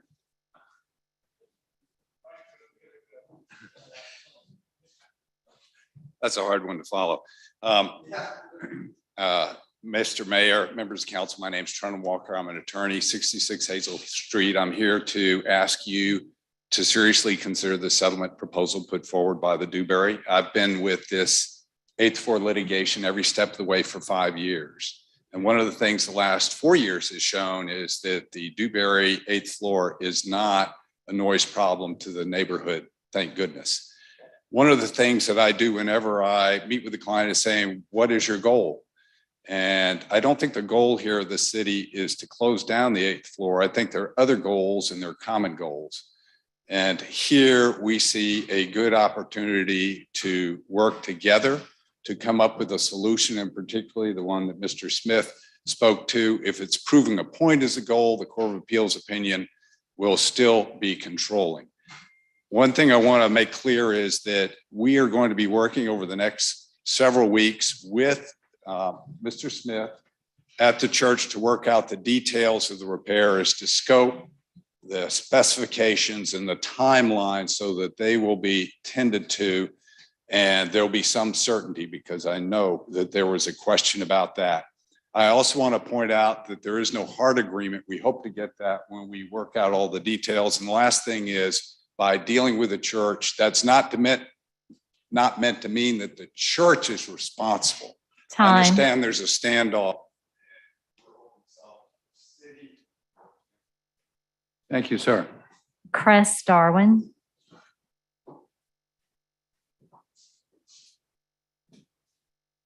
Reverend? Good evening. Welcome. My name is Cress Darwin. I'm the pastor of Second Presbyterian Church. And although I'm the pastor of the church, I'm here as an individual, who is is there at the church all day long. We're talking about, in case you don't know, it's a historic wall that is about to fail. And it seems as though with the discussions that are going on now with the city and with the Dewberry Hotel, there may be an opportunity for this to be fixed. For over 10 years, the city and the church have been pointing fingers about who owns it, who doesn't own it, and it was unproductive, as you can well imagine. So now we have an opportunity. And I think the issue before you this evening is not one of right and wrong. It's not one of precedence. It's not one of opinion. It's one of the safety of the people of Charleston. We have an opportunity to allow that stretch that leads into so much of Charleston to be made safe. And so that's what I would ask that you would do, to really consider allowing that to happen. Thank you. Thank you, sir. Andre Lisbon.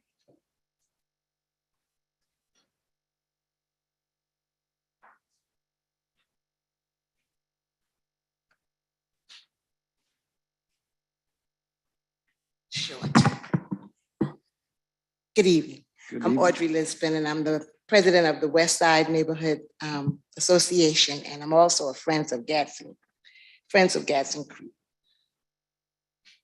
I remember when the original plans for for West Edge development were introduced at a meeting when we held them at Burke High School Library, and it was pictured showing a beautiful green space of Gadsden Creek as a park sketched with people reading a book or just enjoying the serenity of the creek and its environment. So I have some questions.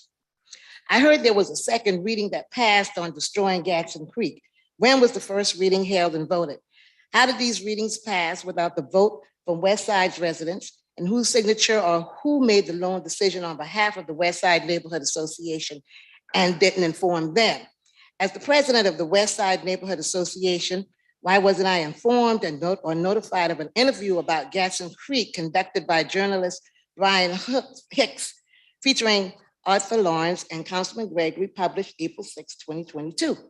Are neighborhood presidents ignored in their position of leaderships, or let's be real?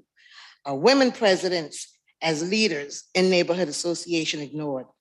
Mr. Mayor and Mr. Mayor Tecklenburg, when are you going to set your sights on beautifying green space and recognize that Gadsden Creek can be used as an asset, as a teaching mechanism for teachers to train our children to learn about the dreams of coming next. Biologists or science, but still nothing good to come from our children in West Side. Thank you. Thank you, ma'am. Arthur Lawrence.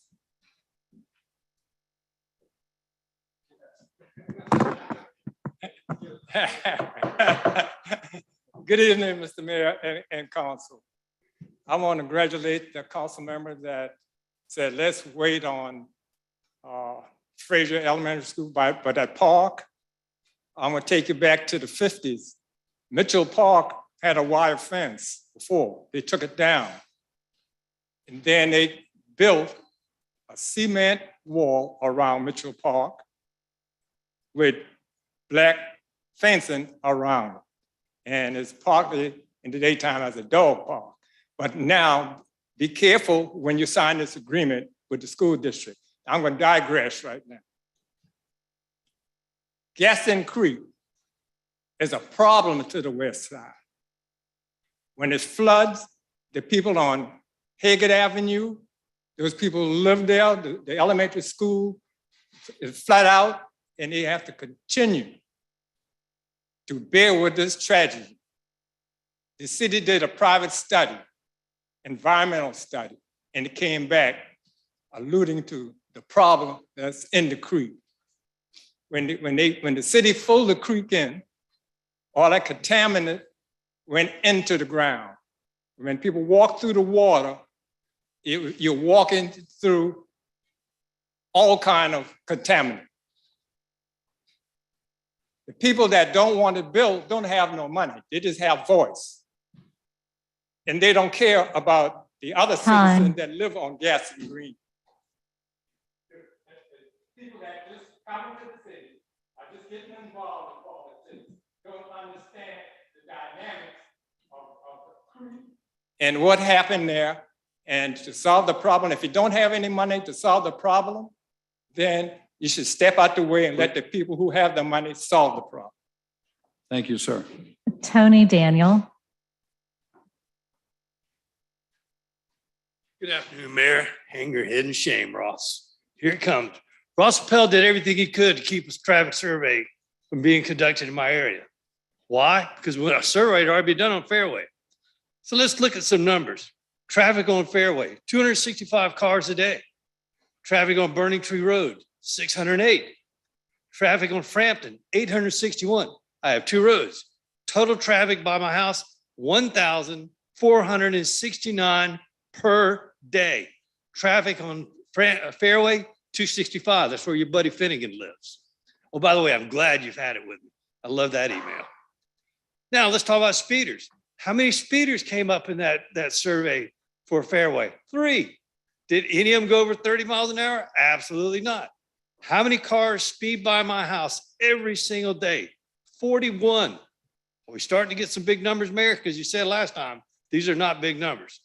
1,469 cars versus 265. That's what I've got. If you want to look at a monthly total, let's just look how many cars a month. I have 39,776 cars go by my house, and that's taking out when the school's not in session. Fairway Drive, 7,950. 39,776 versus 7,950. And why? Because the roads were closed illegally. Mr. Seekings, you asked, was the court order for the given by council? Thank you, sir. Do anything about it, sir? Thank you, sir. Dr. Kester.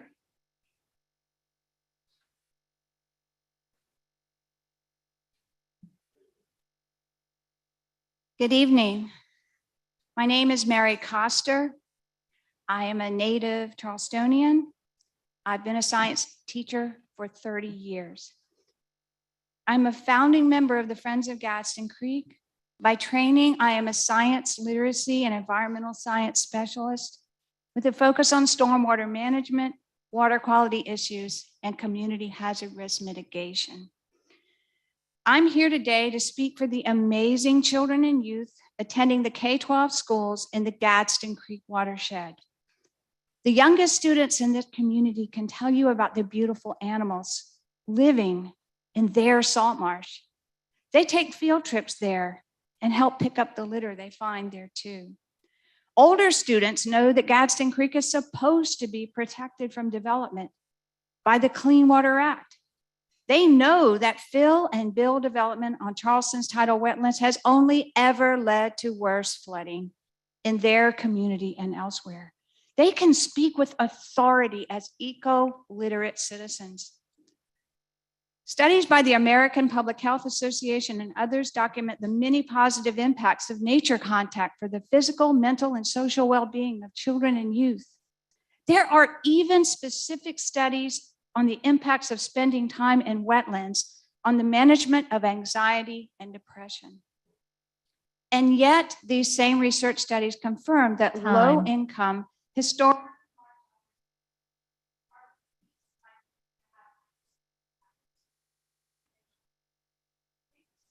Thank you.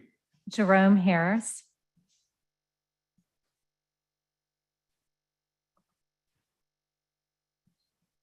And if anyone is online, you can press star. Hello, yes, this is Jerome Harris.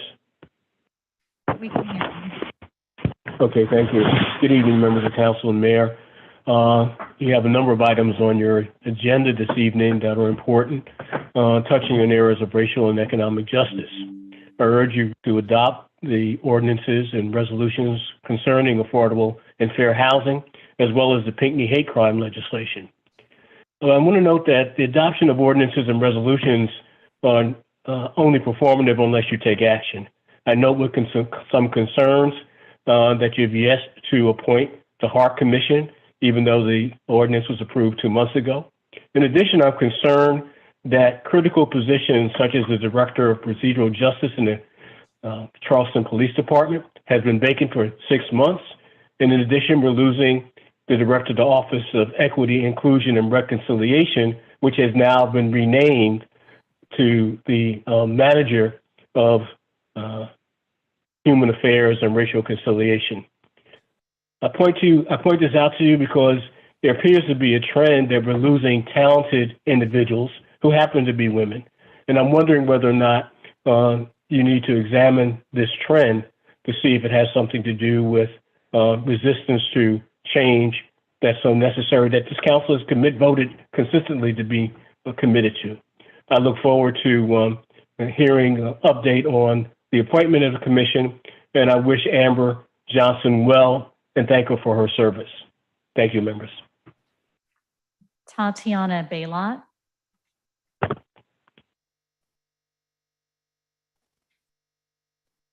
And if you're on the line, you can press *6. Yes, hello, good evening, Mr. Mayor and council members. My name is Tatiana Baylot, and I'm here representing Charleston Jazz this evening. I'd like to thank you for your continued support of our organization and all we represent, including the Charleston Jazz Orchestra performances throughout the year and the 4-day Charleston Jazz Festival, which just concluded on Sunday and was enjoyed by several thousand people from all over the country.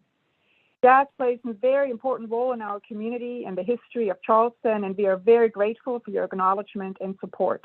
Thank you very much. Reverend Brian Henderson.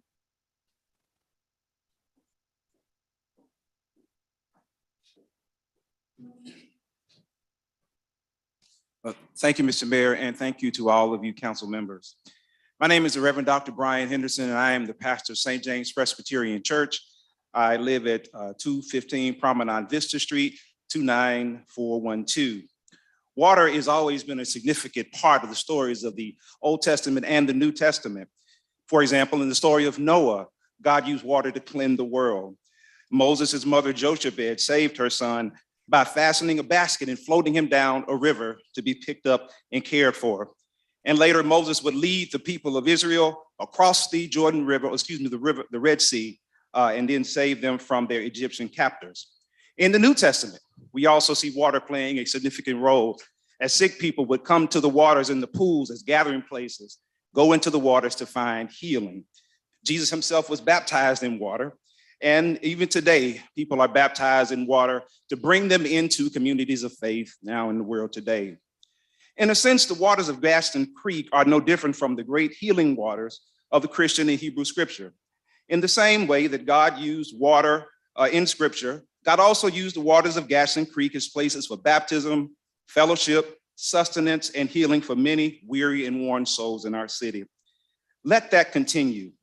Choose the path of reverence for the land and the waters of Gaston Creek, but more importantly, choose to continue this tradition of being a place where people can find healing and sustenance.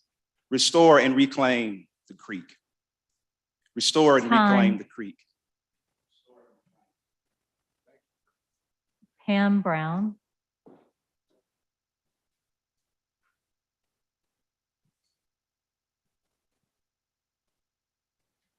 Pam Brown. Margot Blaine. Those were all the names that we had. And then we did receive a few comments online. One person left 6 comments referencing South Carolina Code Section 57-920 and said the city allowed massive traffic to be directed illegally throughout a neighborhood. The average monthly traffic near his home was 44,070 cars, and the city was threatening the home of a 92-year-old veteran. One person said infrastructure needed to be addressed because roads were full and needed to be maintained. They said that White Point Gardens and the Battery should be protected from racists and encourage the city to promote equity. There was no affordable housing, and they also complained that the drainage system and education system were poor. One person was in support of the resolution from City Council urging the South Carolina legislature to pass the hate crime bill, which she said was very close to passage at the end of the 2021 session. The city had passed a similar resolution before, and they were joined by the city, and it was joined by the city's Commission on Women, Jewish Federation, NAACP, AFFA, YWCA, and many groups who were chagrined that South Carolina was the last state to adopt such a law. She thanked Councilmember Waring and his colleagues for sending the resolution in a timely manner and said it wasn't too late for the state's legislators to make good on their promise. And those are all the comments that we received. Great. Thank you. And thank you for all who attended and shared your comments with us. Appreciate you joining us tonight. So next up is our petitions and communications. And one communication not on here that maybe you've heard is one of our employees will be leaving us soon, take another job of employed back in Florida where she went to law school, and that's Amber Johnson. And I told Amber when she let me know, I was happy for her that in the sense that hopefully this is a good step for her career, but we were very sad to see her leave the city. I just want to call briefly on Councilmember Gregory to make a couple of remarks. Sure. Thank you, Mr. Mayor. I remember when Ms. Jordan and I interviewed this quiet, unassuming person to lead a charge that we both thought was bigger than all of us in the room. I think we were very fortunate to be able to have the mayor to appoint Ms. Johnson to that position.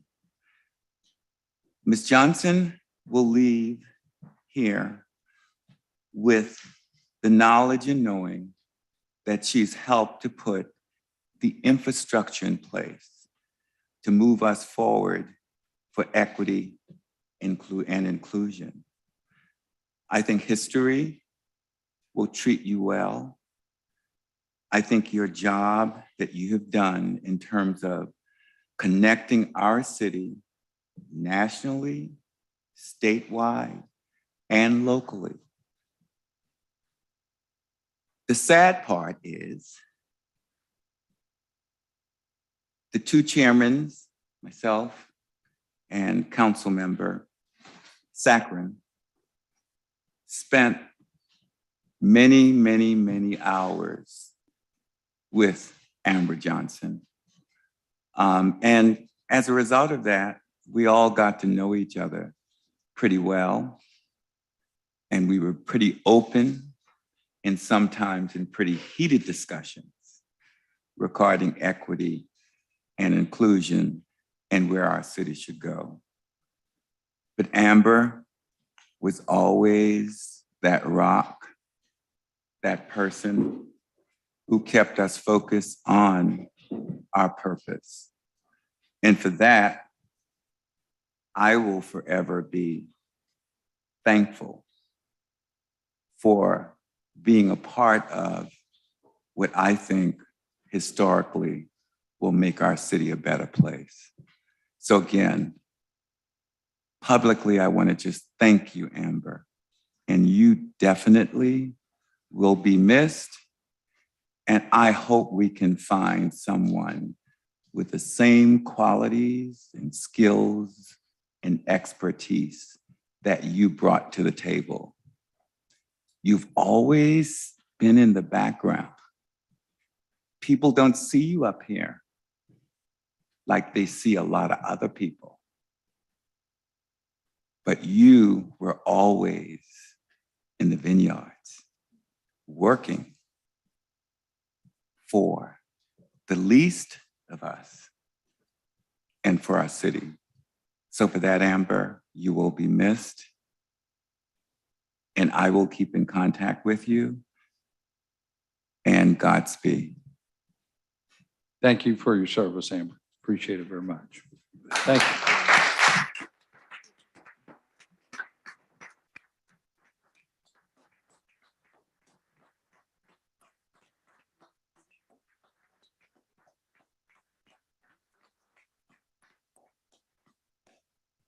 Councilmember Saccharin, did you want to say a word? Just briefly. It's tough to come after Councilman Gregory with comments. I'm not as articulate and well poised, but I do want to say, Amber, the definition of public servant is you. And Councilman Gregory is absolutely right. You're not out front leading, you're really leading from behind. And I just want to say, from a personal standpoint, you've taught me a lot. And I've learned a lot. As a council member, as a man, as someone in this community that's trying to do good, our conversations, as Councilman Gregory said, were oftentimes real. And I was able to be vulnerable, and you were able to be vulnerable, and I really appreciate that. And I know you're going to do great things. If you ever want to come back, we're here. But we appreciate everything you did for us and the city. So thank you, Amber. All right. Thank you very much. So next up is an appointment to the History Commission. And no.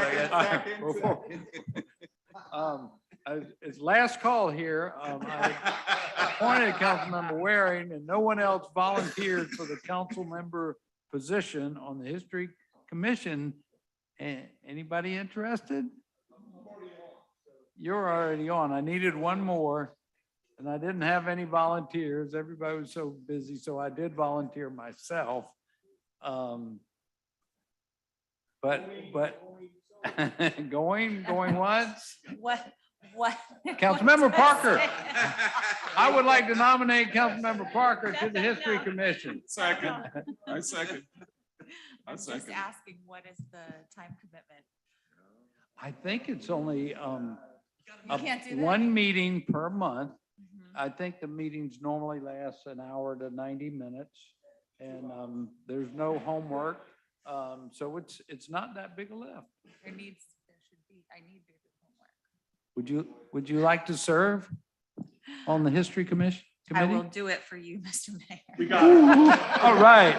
I would like to nominate Councilmember Caroline Parker to I the second History it. Commission. I have a second.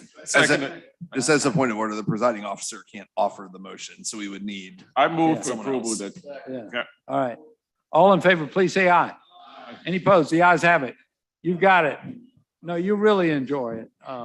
I must say, in addition to helping people, I really enjoyed learning more of our city's history as mayor. You learn a lot as council members and as mayor. We've got such a fascinating city. It's amazing. You'll enjoy it a lot. Thank you for doing that. All right. Next up is an update on the Sumar Street development. Eric Pullman, our West Ashley projects manager, is leading with Jason Ward and Jonathan Oakman. They're with Landmark Enterprises and our partner. And I think Dinos Leolio is here, a famous architect of West Ashley and Charleston. Is Andy with you tonight as well? Oh, there he is, Andy Clark, also with Leolio. Eric, take it away. All right, thank you, council, for having us here tonight to provide this update. This is a project that has been ongoing since about 2017 we started, when the city purchased the Piggly Wiggly site in the Sumar Street, Old Town, Sam Rittenberg area. Prior to that, Piggly Wiggly had been closed for about another 2 years before that, becoming a dilapidated structure. We decided to purchase it. 2018, the building was demolished, and that's when our actual fun part of this project began. We held a community input meeting starting July of 2018. And with this 3-day event, we had a stop-in workshop where we actually had the community come in, and our urban design team, which at that point was led by Mr. Alan Davis, he sat down, and anything that a community member came in and wanted to see on the site, he would draw it on there for them. We also had a robust survey where over the course of 31 days, we had 927 people respond back to it with their ideas for the location. 733 of those were West Ashley residents. 65% of them lived within 526. And just as a kind of benchmark for this, the online survey for the city plan, which we just had, was just around 2,500 people. So on this 2.5 acre site, we had almost half of that providing input to us.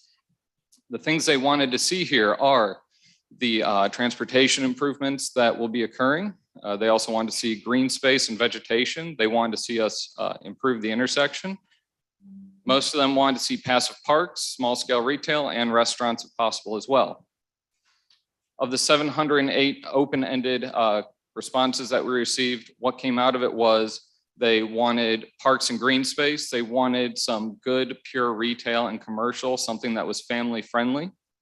They also wanted to see the traffic flow around there improved. They wanted the development of it to be more of a mixed use or traditional neighborhood space, something that had green space within it that families could go to. They also wanted to see civic and cultural improvements in the area. Specifically, one that came up quite a bit was a request for a wooden dance floor for dance events. There were a few people that said pure residential would be okay, but in general, what people wanted was it to be family safe, beautiful, with parks, green space, something that could host events, as well as a lot of it was fix the merge. Out of this, we distilled the program that we went forward with. And so what we decided from all the input was to have a passive park, small scale retail, restaurant, commercial, civic and cultural. With Alan Davis, we worked out some rough square footages that we felt could be supported on the site for this location. Shortly after we developed the program and had the workshop, the county announced that they were going to embark on a half-cent sales tax program to realign Sumar Street, or realign Sam Rittenberg and Old Town. So we had to put kind of our city side on pause, because what we wanted to do was make sure that whatever program we came up with would fit within their different alternatives that they would have, and to see what type of opportunities it would provide to expand it. So over the course of the next about 9 months to a year, we probably did 6 to 7 different iterations where we showed how the program could continually fit inside the parcel. About November of 2019, it came out that the county decided to have a no build option, and they were going to go back and instead focus on bicycle and pedestrian improvements in the area, along with some other traffic calming measures. So we came to you for an RFQ. This was to be released out to the public. So this was the last time that full council saw the project in this state. And at that time, we were considering that it would have 2 multi-story buildings and then a civic gateway building holding each of the corners around the area. After the RFQ came out, that's when Landmark and Leolio came in. They're the ones who have really pulled this project forward. They saw a lot of great investment opportunity in this location. They actually felt like we could do more than what our team had considered. So this increased the square footage by about 30,000 square feet is what they thought they could get on, 30,000 more. So we came out to having 20,000 for the civic function, 30 for office, and 10 for restaurant and retail. They came to the West Ashley Commission in May of 2020. They provided 3 general program ideas, program schemes where the West Ashley Commission provided feedback. What was decided was that this was the most ideal scenario for how to arrange the program on the site. Shortly after that one, in August, the Old Town District Transportation Improvements released their workup for the area, where instead of realigning Sam Rittenberg and Old Town, they would leave the scissor intersection in place and focus instead on improving the intersection of Orange Grove, improving the intersection of Amberley, Sam Rittenberg, Donahue, and Old Town, and Charlestown, and Sam Rittenberg, while focusing again on pedestrian improvements. So they are going through their construction document phase right now. They're anticipating it to cost roughly $7 to $8 million to do the entire thing. They're looking to break it up into a phasing approach. And so this would tie right in with our development phase on our parcel. During the course of COVID, we did reassess the overall RFQ response. So this was their original idea at the start of COVID.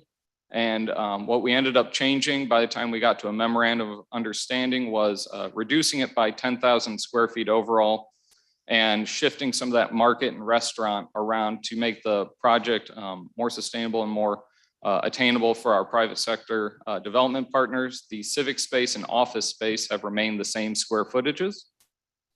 And this is where I'm going to turn it over to Jason Ward.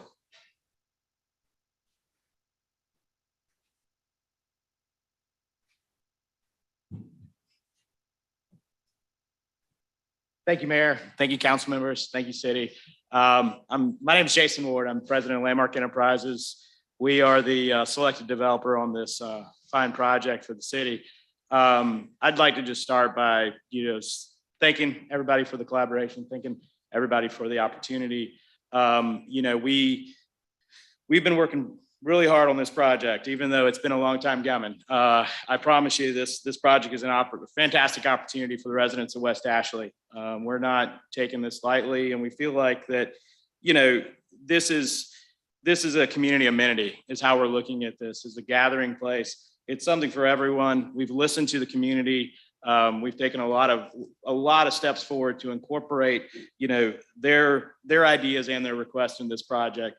One of the things that when we step back and look at this, this is a site that we feel like should be something that folks in West Ashley, can work and play. And that's where we came to, is just to gather, create a place and an environment that pulls people together in a way that there isn't much of in the city right now. And so, our thoughts are that, this is just that platform. And so what we've put together is a platform to create that environment where people can have a neighborhood office space, retail, family-friendly restaurants, and, local restaurants, barbecue, Brick Oven Pizza, Tex-Mex, you name it, and then have community engagement and community events, live music, art shows, farmers market, chili cook-offs. You have it, we'll have it. And so if you want it, we can do it. And so, bring the community together, and, and that's really what we're excited about with this opportunity and pulling this project together with the city and for the city. With that, we have a brilliant team of folks working on this project. The Vice President of Development is with us, Jonathan Oakman. He is working on this project day and night and weekend, 7 days a week. And our brilliant architecture team, which is Dinos Leolio, Andy Clark, and Tom Wales. And with that, I'm going to turn it over to them because they have some really, I think, interesting, powerful slides to show you about our progress and our project. So with that, I'll introduce Dinos. Good evening, Mr. Mayor, members of City Council. Thank you again so much for letting us be here. Numerous community meetings have been held, as Eric had shared. 4 main items came out of those discussions. The need and desire for a city civic lawn, rooftop access, as well as outdoor dining and pedestrian friendly. I'm going to skip through a lot of these slides to get to the heart of the issue, but let me start with the site plan a triangular site. It pretty much reveals itself in the manner in which the buildings might begin to assemble. The civic assembly area, buildings 1 and 2, predominantly toward the front on the apex of the site itself. Item 6 is the civic lawn, which is central. And as you can see, the buildings begin to form an acoustical barrier, so the noise from Old Town and Sam Rittenberg are muffled to a great extent. Restaurants and retail surround the civic lawn with offices nailing down the southern portion. There are sunken gardens actually within the context of Sam Rittenberg. We have incorporated public transportation as a stop as well. To help facilitate the parking needs, we have a subterranean parking area in order to get our 240 spaces. By zoning, the subterranean does 2 things for us. Number 1, it allows us to accomplish the number of parking spaces we need. And most importantly, 2, it allows us to address the Dutch dialogue criteria that we've been discussing throughout the city with regards to the ability, even at this high point of land, to collect water in a high water rain event and appropriately disseminate it as time allows in an appropriate manner without flooding the areas around. So consequently, as you can see, office buildings 2 and 5 bookmark the interior 2 and 1 story structures themselves. And you get a sense particularly of a pedestrian area that is for the outdoor seating that occurs between the buildings 3. And there's a north-south access that runs through 6. The whole idea is transparency in all the buildings. And the studies that we did as it relates to the ongoing evolution of the design.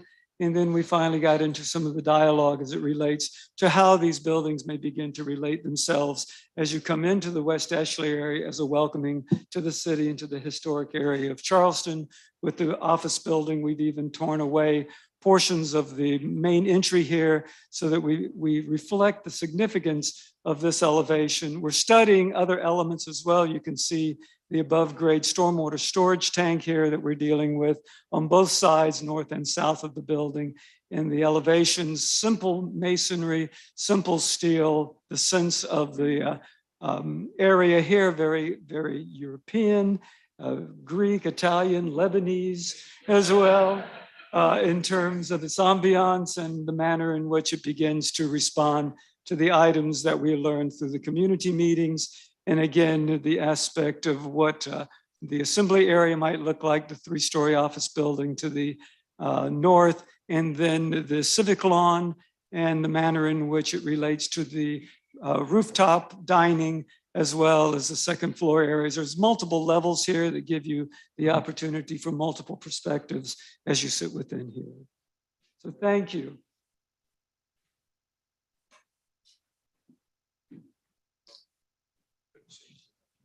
Questions at all? Not a question, Mayor, but if I could just make a few comments. Thank you. And then, of course, this is the project that's right in the heart of District 9, and something that the mayor and I have been working on since 2016. We first met with the county development transportation team to address some of the concerns dealing with this intersection. And as Eric mentioned earlier, and I don't want this to be lost on us, we went through about a year and a half of trying to come up with solutions to the transportation issues, what has been marked as the suicide merge. And for your information, this intersection of Highway 7 and 171 is one of the highest traveled intersections in the county. And I can't remember the exact number that was given to us, but it is amazingly well traveled because of Cosgrove Avenue coming off the interstate. So we went through a variety of ways to address the suicide merge. The Sandhurst neighborhood did not like option number 1, and we went to option number 2, and the Northbridge neighborhood did not like that option. So we are now looking at this process that Eric had mentioned to us very briefly, which is going to calm the traffic down, add connectivity to these major intersections of Sumar Street, Amberley, Dickinson, and Donahue, and provide what the community has been asking for, which is connectivity to this area. It is the first step in addressing what we will see as the gateway to the birthplace of South Carolina, the gateway to the birthplace of Charleston. The project that Dinos and Jason and Jonathan went through very quickly will provide us with an opportunity for the very first time in the history of West Ashley, a civic center that is not a tennis court, a playground, or a fire station. The city of Charleston, which is the birthplace of this community, is going to put its flag there. And that's just an important statement to the city's commitment to what we value of West Ashley. And that's why it's so critically important that we have spent the amount of time and energy on doing this to show that we have the opportunity now to put a civic building there so that when we have a large city council meeting, we have an alternative place for us to meet as city council members at this civic center. And have an opportunity for the first time in West Ashley, a community for our neighborhood associations to meet, for the design review board to be able to meet at this location and not meet, when they talk about issues dealing with West Ashley, we're not meeting at 2 George Street. We're meeting in West Ashley with these issues that are important to the community, to all of West Ashley, and James Island has a home where they meet. We're going to maybe pluck Eric out of 2 George Street and bring him over to this center as well. But it is finally a testament to the commitment that the city is trying to make to the citizens of West Ashley. So here's our opportunity to do that. In addition, as they pointed out, the other private sector with all of this is office spaces, restaurants, and retail opportunity as well. So we are creating this community vision for people to gather, for people to enjoy this area. And I applaud Eric for his diligence. I've been bugging him for the past several years about this, and Jonathan and Jason, and of course Dinos for their vision on what this can be. And we're looking forward to more citizen input and community reaction to this. Our first design review board meeting addressing this will be in May. So I just wanted to thank the team for their hard work they put up with me. I've been fussing and yelling and stomping my feet on this project, but we're finally getting to that point. Thank you, Mr. Mayor. Thank you, sir. Would anyone else like to be heard? Councilmember Saccharin. Thank you. Just a quick question. If everything goes as planned, which I know is, death to the project, when are you expecting to break ground and start, that leasing of the locations and sites?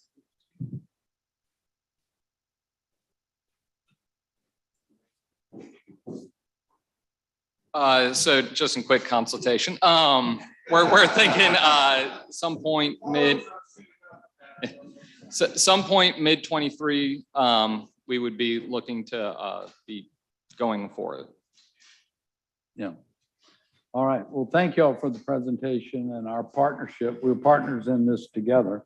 And I think if I may just give a personal comment, I think you got the form good and the site plan. And I'm just going to challenge Dinos and his team to keep working on that iconic entrance when you're coming to the top of the triangle. And I look forward to seeing what y'all come up with over the next couple of months. God bless. All right. So next up is our update on the city's response to COVID-19. Councilmember Ware. Mr. Mayor, I am not going to ask a question on West Ashley revitalization, but I will plan a question since we've given a 90-day extension to give them 90 days to come up with the answers. Not tonight. Is it going to be the developer or the tenants or the city that's going to pay for the underground parking? I'm not asking for that answer tonight. I know they got some time to work on. So when you come back, I'd like to answer that question. That's something we're working on. That's right. Exactly. All right. Councilmember Mitchell, did you have a question or a comment? Okay. Councilmember Seeking? Okay. So our update on COVID-19 is simply to tell you that we do have 2 active cases right now of city employees and 3 folks that are quarantined, just waiting for a test. So we are starting, last 2 or 3 meetings, we've reported 0 cases to you. We're seeing some cases. I think there's uptick in the country again. We're keeping our eye on it. That's all we have to report at this time. So next up is our council communications, a resolution supporting and encouraging the passage of the Clementa C. Pinckney hate crimes bill that this council is on record of supporting in times past. But given that it's on the verge, we hope, of passage, we wanted to renew that commitment. Councilmember Waring. Thank you, Mr. Mayor, for your indulgence and our council reconsideration of this. Hate visited our city 6 years ago, 7 years ago. This council and mayor and previous councils and mayors have had a resolution. There are 8 senators right now that's preventing it from coming to the floor to even be voted on. That's what this is about. If there's a city in South Carolina, if not the nation, that can speak directly to hate coming to visit, it is Charleston, South Carolina. Oklahoma City can certainly attest to that. The people at Sandy Brook can attest to that. And sometimes we get moving on as business as usual. I know the heart and where the spirit is with mayor and council on this. So I know I'm preaching to the choir. But if anybody has any contacts, there are 48 states in the union that have passed this, by the way. Only 2 states that have not passed hate crime legislation. That's Wyoming and the great state of South Carolina. And I dare say our state is better than that. So if we know the senators, and we can certainly have those names go out to each. If you have a friend that has a friend, I want to feel that, I don't know the gentleman, but I feel that they're God-fearing people.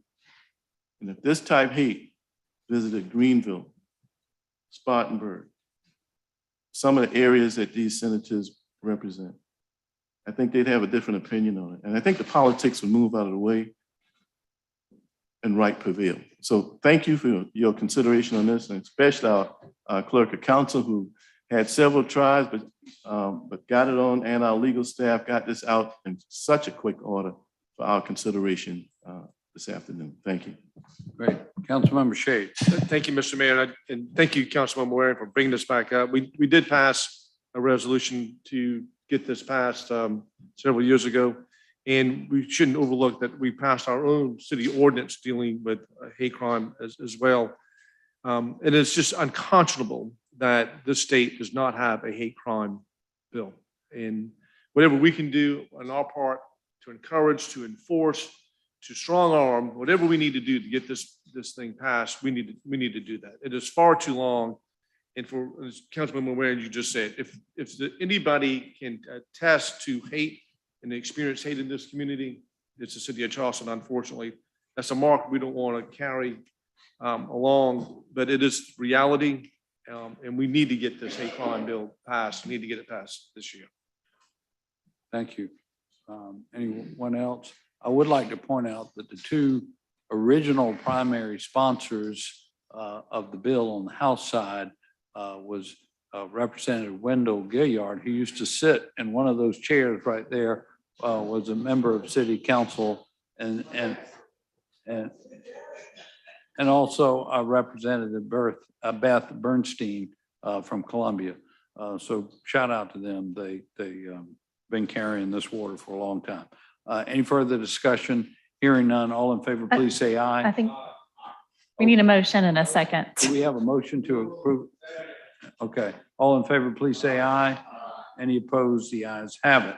So next up is our committee reports. And first one is our Committee on Community Development. I'll call on Councilmember Mitchell.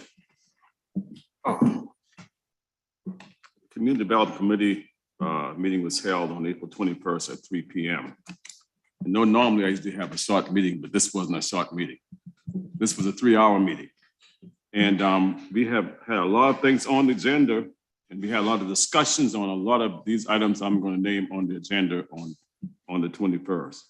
First, we had an update on the homeless strategy. It was an electronic presentation. And we had a lot of information on that and discussion on that particular one. We also had a review of affordable housing dashboard that was shown to us, and anyone want to look at, they can go online and take a look at that also. And number 3, we had a certification of abandoned building site, which was 11.5 St. Philip Street. That was approved. And number 4, request for additional TIP funding for the low-lying housing. That was also approved. Then we had a very big discussion on the amend Chapter 54 of the Code of City of Charleston zoning ordinance. And it was a very long discussion on that particular one also. And that was also approved to send to full council. Then we had an ordinance to repeal and replace Chapter 16 of the Human Relation and the Fair Housing Practice of the City of Charleston, Court of Ordinance requested by Councilman William Dr. Gregory. That took a long, long time. There was a lot of questions asked about that, but I'm asking that we have that one approved with the amendments.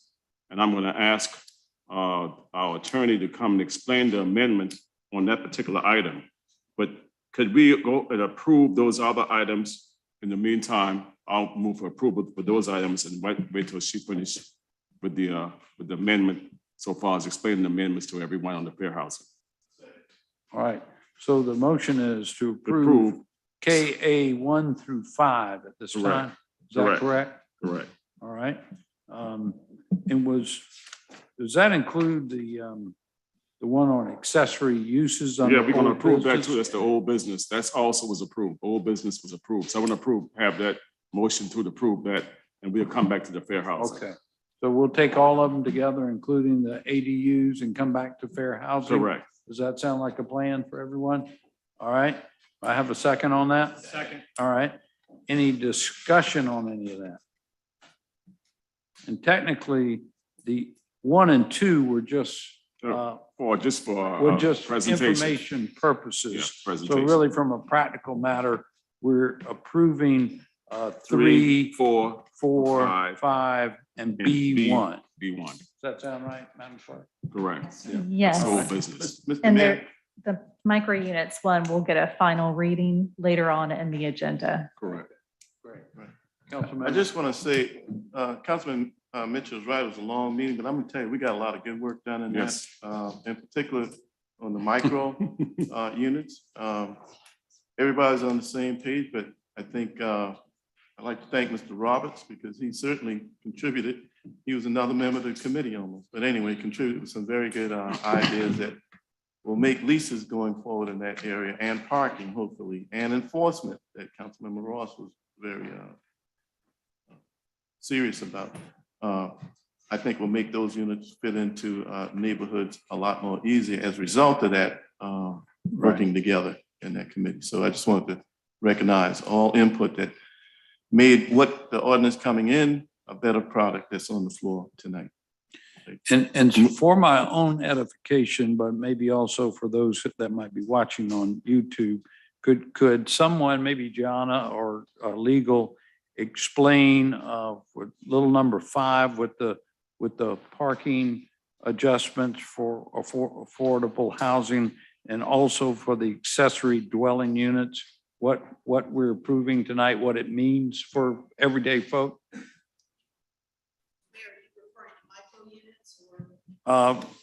Item A5 and item B1.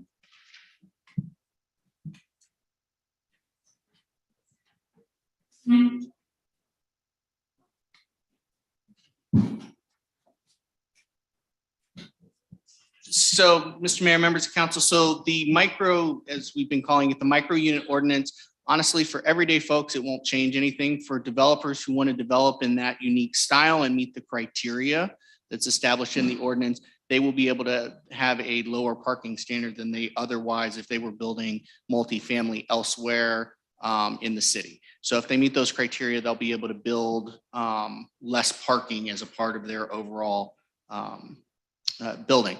For the affordable, the accessory dwelling units, what this means now is that if you finance your entire affordable housing, or your entire accessory dwelling unit, you won't have a affordability period by the code.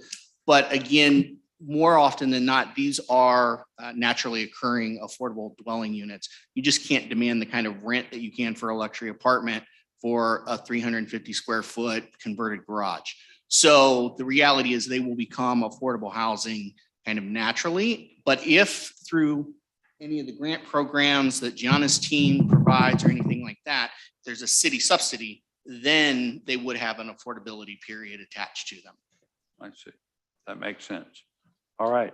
Any other questions on A3, 4, 5, or B1? Councilmember Parker and then Appel. Just a quick question. The micro, okay, so A5, I believe 1 is just for the peninsula. Did I read that? The ordinance? Okay, not that one. The B1, is that just on the peninsula?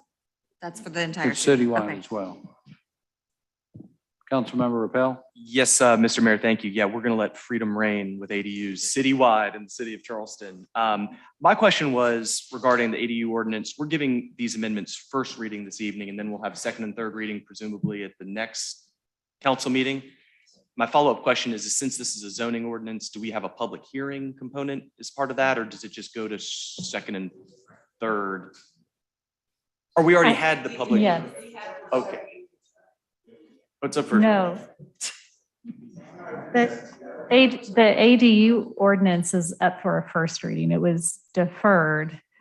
We had the public hearing, so it has had a public hearing. Got it. But it did not get first reading. The first reading was deferred for staff to go back to CD to have the debate that you and Councilman Gregory have had kind of back and forth, and for staff to provide some additional information. Got it. Thank you for that. That's very clarifying. And just to briefly touch on this, I think that this amended ordinance, as it arrives today, is a compromise between two different visions of how you reach affordability. One is through sort of the free market approach. The other is through sort of the covenant, government mandate approach. And this ordinance has something for everybody in that regard. And I really look forward to seeing how this works over the coming years. And if we need to make additional tweaks, we can do it. Thanks. Councilmember Saccharin, then Mitchell. No, I'm also, when we're doing this, even with the parking restrictions that we have, we'll be looking at that along the way as these are being built and make sure that we stay with the parking situation. If we see a problem there, then we can make changes along the way. Councilmember Saccharin. Thank you, Mayor. I'm proud to support these coming out of our CD committee. I want to thank Councilman Appel for kind of pushing the ADU conversation. I think it's a dual track, and I think it's a great idea. And for folks that are paying attention to our affordable housing crisis, this is not a silver bullet. It's just another tool in our toolbox. These are two, and they're very similar. I mean, they're very similar ideas. We're trying to attract middle income folks, and all along the spectrum, we need affordable housing. And it's not just for the lowest, but all along the spectrum. So I think this is a great idea, and I'm proud to support it.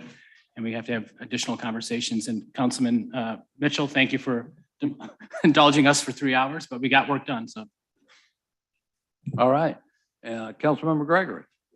I'd just like to say, I think that it's a much better ordinance because it came to community development and had extensive discussions. So I think we need to really make sure that we continue to do that because I think the results are much better. Absolutely. All right. Any further comments, questions? Hearing none, all in favor of those items, please say aye. Any opposed? The ayes have it.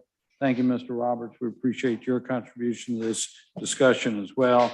Next, we'll take up the Fair Housing Practices Ordinance. Mr. Mayor, I'm asking with our attorney, Julia, come and explain the amendments that we have to it so we can get that squared away and we can move on. Huh? Just so to be clear, I mean, it did pass committee. Let's just make sure everybody knows that it did pass committee. But there are some items that I think legal may want to explain. And we approved it at the community development. You approved it as with some with the amendments. With some amendments that were requested, right? So we are sending it to full council, but I'm asking the attorneys to kind of give highlights of the amendments to the full council. Okay, terrific. Mr. Johnson or Ms. I mean, Copeland, whoever would like to address, maybe both of you would. Yeah.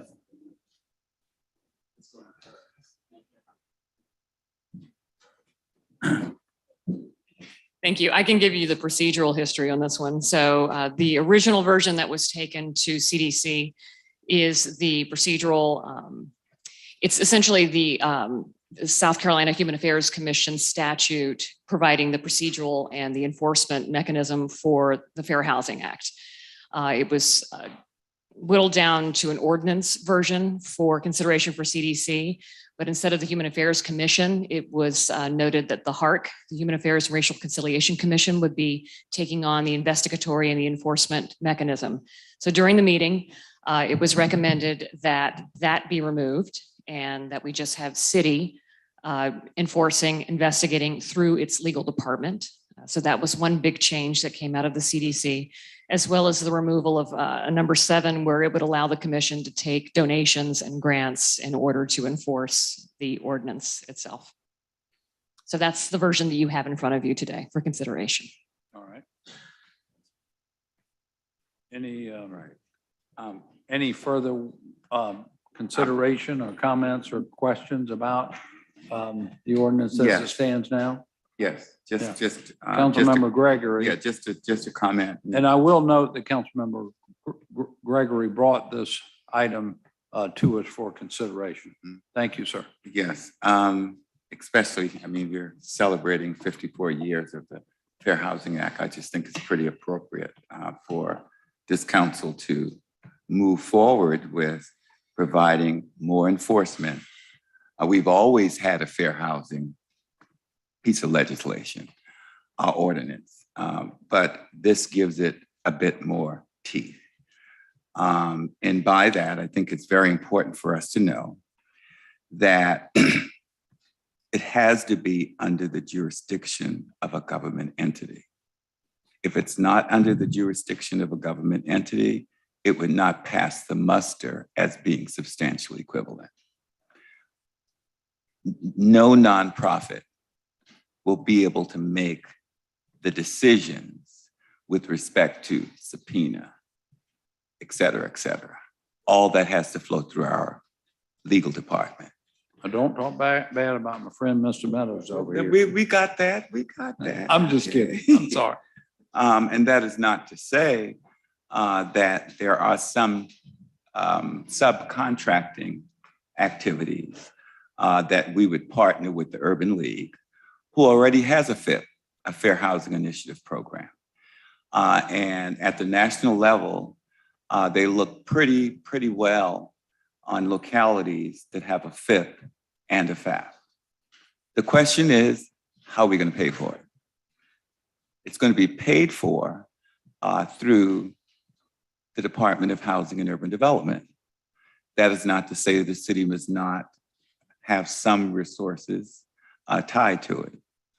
And I think as we move forward, this ordinance will continue to evolve as we get closer to submitting to the Department of Housing and Urban Development to determine if there is substantial equivalency. There are a number of things that are prerequisites in addition to the ordinance, the structure and how that's going to work in our legal department is necessary for us to also submit. So I'm saying all that to say that there are still some things that we will have to do as we move forward, some of which hopefully we'll be able to do by second reading if it passed first reading tonight. But I'm very pleased because I had a conversation today with the CEO of the State Human Affairs Commission, Jamie Davis, who's appointed by the governor. And she stated that in our area, and when I say our area, I mean the coast, from Hilton Head to Myrtle Beach, there are over 150 complaints that have been filed, most of which are disability complaints. However, a portion also race. A city of our size, not a city, a state of our size should only be looking at about 60 complaints annually. They're at 150. So any help, any help that they can get at this point would be great. We would be the first city in the state of South Carolina to do this. And one raises the question, why haven't others done it? Well, because they're not Charleston, is my answer. So I hope that my colleagues would support first reading and be prepared for amendments as we move forward to make sure that on its face, that our law is substantially equivalent to the federal law. Regarding the funding, the way I understand it, is once we get qualified by HUD, it's almost like they give us a grant to administer the program, and we may have a match to make to the grant. Although I can't quote what percentage that equates to. I mean, first of all, we'll need capacity building, we'll need technical assistance, and all of that would be funded through HUD. Right. We will have 3 years initially to cut the mustard. And if we don't, it doesn't happen. But we're also would be paid based upon caseload. There is a number attached to each complaint. I think it's 4,000 or 5,000. It may be higher now. So any investigation that we do will be paid for through the Department of Housing and Urban Development.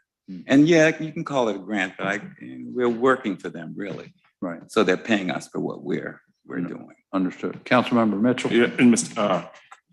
Council members and Mayor, that's why I asked Mr. Oathwood to stay around to listen to what we are planning on doing, since he is handling fair housing and he is also working with the city now with fair housing through our community development block grant that we received, and also other entities like the Dorchester County, Berkeley County, North Charleston. He's doing it all over. You know, the Urban League is doing that.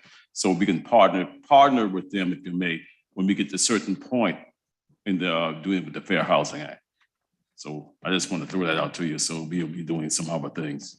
And this is something that's very needed. And like I mentioned, Councilman Gregory worked with the Fair Housing FRAP in Washington, D.C. for all those years, but I did it here locally in Charleston, and I handled the whole South Carolina area right here as a HUD certified housing counselor in fair housing during that time.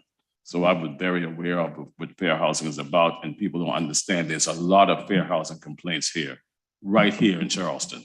When I was on the board of, it was Bankers Trust then, or whatever it was, and Community Development Board, and we were trying to work with them and doing the redlining of people that's coming into banks. And I was working with them in all the banks in the Charleston area, and with redlining, that people go and try to make loans and borrow, and they had the red line there, and it still is going on right now today. But people don't understand it's still happening, but that fell under the rug too. So they got away with that community development, if you may, the banks did. So these are some things that happened over the period of years since I've been here, coming on down up to the present day. So we have to get a handle on a lot of these things. And right now it's the time to do it now, because in a couple of 3 years, even for the last 3 years, I wouldn't be around, a couple of others here wouldn't be around. So we can put it in place now, and let's show people that we are serious about these things about Fair Housing Act in the city of Charleston, at least. Thank you. Is Wells Fargo our bank? I'm sorry? Do we bank with Wells Fargo? I believe we do have an account with Wells Fargo. Because Wells Fargo has just recently been charged with discrimination on mortgages. The discrimination is based on value and interest rates and how it differs between Blacks and whites. And I raised that question because if it becomes a class action suit, or if the Secretary of HUD determines that it's systemic throughout Wells Fargo, then the Secretary of HUD would initiate its own complaint There's only been one secretary-initiated complaint in the state of South Carolina. Okay, and that was done when I was the director of HUD. And we took that straight through to make sure that the remedies were appropriate. So again, absent a complainant, okay, if there's enough evidence brought forward, the Secretary of HUD has the power to initiate complaint action on its own. And if it's systemic, okay, it could be pretty costly for any institution, not just a bank. All right. Councilmember Bowden. Can y'all help me understand exactly what responsibilities we're taking on here? Are we investigating for then to make some report to some other entity to adjudicate, or are we taking on some adjudication responsibility as well? We're taking it all on. We're taking on the investigative function. We're taking on the conciliation function, because most times things don't go any further than conciliation. As long as the respondent and the complainant come to an agreement, it's over. It's when they can't come to some type of conciliation agreement that it goes further. Yes, we, on both sides, there may have to be some subpoena information. Yes. Will courts be involved? Yes. Yes, they can be involved because it goes beyond the scope of the powers that are given to the city. So to answer your question, yes. So I was not able to attend the 3-hour meeting the other day. So I didn't have the benefit of hearing all that discussion. I was at a mayor's conference out of town. And I would just respectfully ask that, given the way this ordinance has matriculated up to us, and I know we can make changes between first and second reading, I would like to request that we acknowledge that staff be charged with reviewing the ordinance to see if there are other appropriate amendments or changes, edits that might help it comply with the Federal Housing Act. And I'd like to call on Wilbur Johnson to share with us a few. He shared a few with me today that he thinks we could make this even a little better, and things that we still need to work on maybe to make this full compliance with the federal act. Wilbur. Yeah, I've had a similar conversation with Councilman Gregory about this.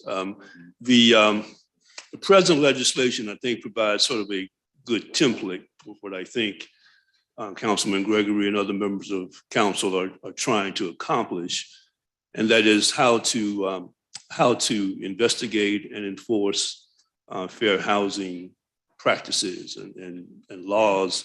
What we will need to do, though, I mean, the present iteration of this legislation is needs some work, frankly, because there's been some discussion, I think, about perhaps using the Urban League or some other entity as the investigating and enforcement authority.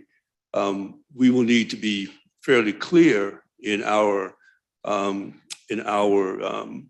agreement with the Urban League, whatever that turns out to be, that the delegation of authority on behalf of the city is pretty clear, pretty understandable, and legal, in the sense that that we are able to invest upon the Urban League, whoever that other entity might be, that we do that properly, and we do that in a way that is sustainable and enforceable if there is a challenge. So that's one issue, I think, that requires us to look very closely, or more closely, at this legislation as it proceeds.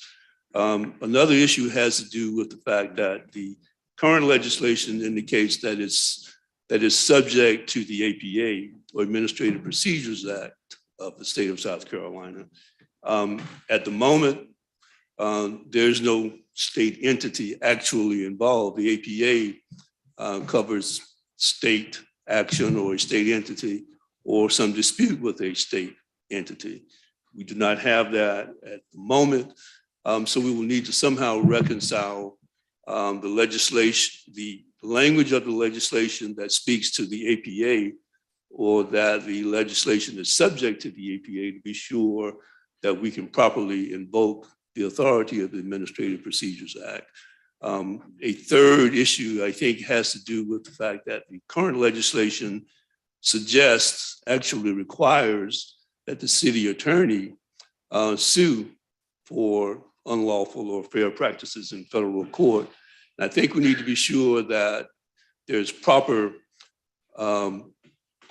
basis for federal court jurisdiction. Now, you can make the judgment that if the suit, or if there's some basis for a suit on the basis of racial discrimination or discrimination on some other unlawful factor, that maybe that gets us in the federal court. But I think we need to be a little bit more clear about how that works to be sure we have the proper jurisdictional background or basis for the city attorney or for some other entity to pursue an action or to bring a lawsuit against an entity in federal court. So those are just some of the things that I think we need to be sure that we have clarified and that we have the appropriate language in the legislation as this moves forward. Thank you, sir. Councilmember Shade. Thank you, Mr. Mayor, and Mr. Johnson, thank you for that summary. When I first saw the proposed ordinance, I had a lot of concerns about it, particularly trying to coattail this with the Human Affairs and Racial Reconciliation, since we had spent so much time debating that and getting that passed, and that commission has not even been fully staffed and formed. We've got on our table the recommendations of those members who are going to be appointed to that. So I'm glad that the amendments that I see initially have taken this out of that conversation. So it's not going to be considered as part of that.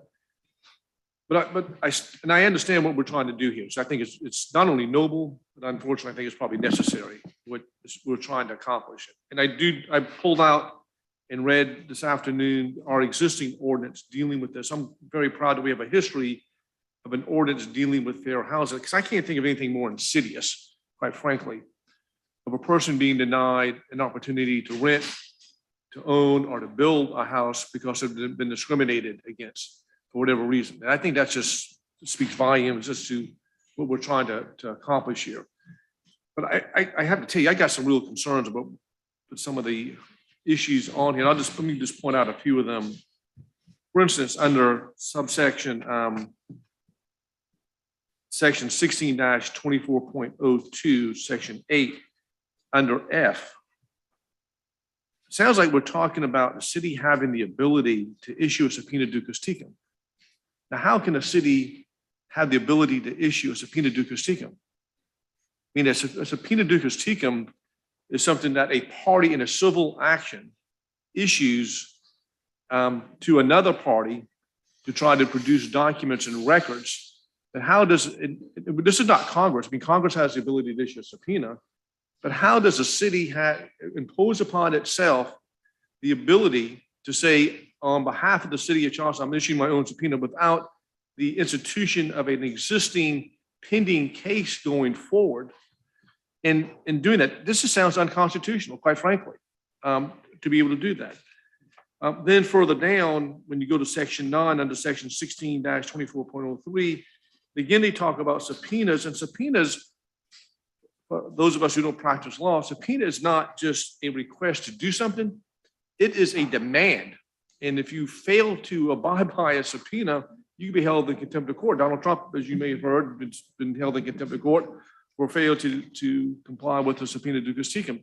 But under section 9A, it even goes a little bit further, and it says, in conducting an investigation, the city shall have access at all reasonable times to premises. Well, I'm sorry, there's a constitutional prohibition from coming into my home, to my premises. I mean, in order for anybody to go into a premise, you're going to have a search warrant because the Constitution protects us to unreasonable searches and seizures. So I understand what we're trying to accomplish. I really do understand what we're trying to accomplish, but I'm looking at this and I'm going, wait a minute, I'm going to hit the pause button as to what are we trying to accomplish versus what this ordinance is speaking of right now. And that gives me a lot of heartburn and problems with it. in addition, I can go on to other things. I think the point I'm trying to make is, what are we trying to accomplish beyond what we have as an existing ordinance that we need to have accomplished to fill the gaps? I think that Councilmember Gregory's talking about, and with Mr. Johnson, you've been clarifying for us, I think. And so I don't know what the best way of handling this, either deferring it, going back to the drawing board on this thing. I don't know. I understand what we're trying to do. I understand what we're trying to do. But I think we had to be careful that if you want to model something after an existing federal law, that's fine, but we don't have the same components that a Congress has that the city does not have. In addition, the other legal term I'll throw out there for everybody is standing, legal standing. To initiate a lawsuit, you have to have legal ability to bring the lawsuit. Yet it's called standing to do that. Meaning I have the right. So if Mike Seekings and I have a car accident, he can sue me or I can sue him because we were injured. We have a standing to seek redress against one or the other because of a car accident. But Councilmember Bowden can't bring that lawsuit on my behalf as a private citizen. He could do it as a lawyer on my behalf, but not as a private citizen. So is the city taking on this obligation when it doesn't have the standing, the legal ability to do that? Those are just questions I'm bringing up as to how far we can point in the direction that I think I understand that this committee is trying to accomplish. So those are questions. Those are grave concerns I have for what we're trying to accomplish. And I think they're all. Councilmember Gregory. Yeah, I'm sorry. I think they're all legitimate questions. However, some of what you just raised, okay, if it's not included, the law won't be substantially equivalent to the federal law. Secondly, I, along with Julia and Amber, we have looked at other local jurisdictions, okay, and their language, okay, is exactly the same language that we have here. So if it's a constitutional question, okay, it goes beyond us, because every single, okay, that I've read has every single just about items we have, and some even go further. Some even go to the point of determining what level of compensation if someone's violated. Goes much further than ours. But I don't have a problem with deferring this, okay? But deferring this and it not going anywhere will be problematic for me. I'm just to let you know, because I have compared what we've written with the national law, with the state law, and with other local jurisdictions. And we're the first, the state of South Carolina, yeah, of course, the state agency, okay? But we would be the first locally in South Carolina. However, as you look at North Carolina and some of the other places, the language that we have is the same language. So if we want to test constitutionality, okay, you need to start at the federal level, because I'm just explaining to you, because in order for our law to be substantially equivalent, okay, it has to mirror the federal law. And secondly, no nonprofit, including the Urban League, can make determinations with respect to the result of an investigation. That information comes to us. And once we review what has been submitted to us, then that determination is made. So no nonprofit, including the Urban League, okay, can make any decisions in this regard. It has to be a government entity. Councilmember Brady, please. Yes, thank you, Mr. Mayor. And I do agree with Councilmember Shayette. I think the core of what this is trying to accomplish and the sentiment is noble and good, and we should definitely continue to move in that direction. But I think just given the nature of what Mr. Johnson said, as well as, it's my understanding it was a last minute kind of add to the CD agenda. Legal didn't have a ton of time to review. I would think, we've gone over the 10 minutes, it's okay.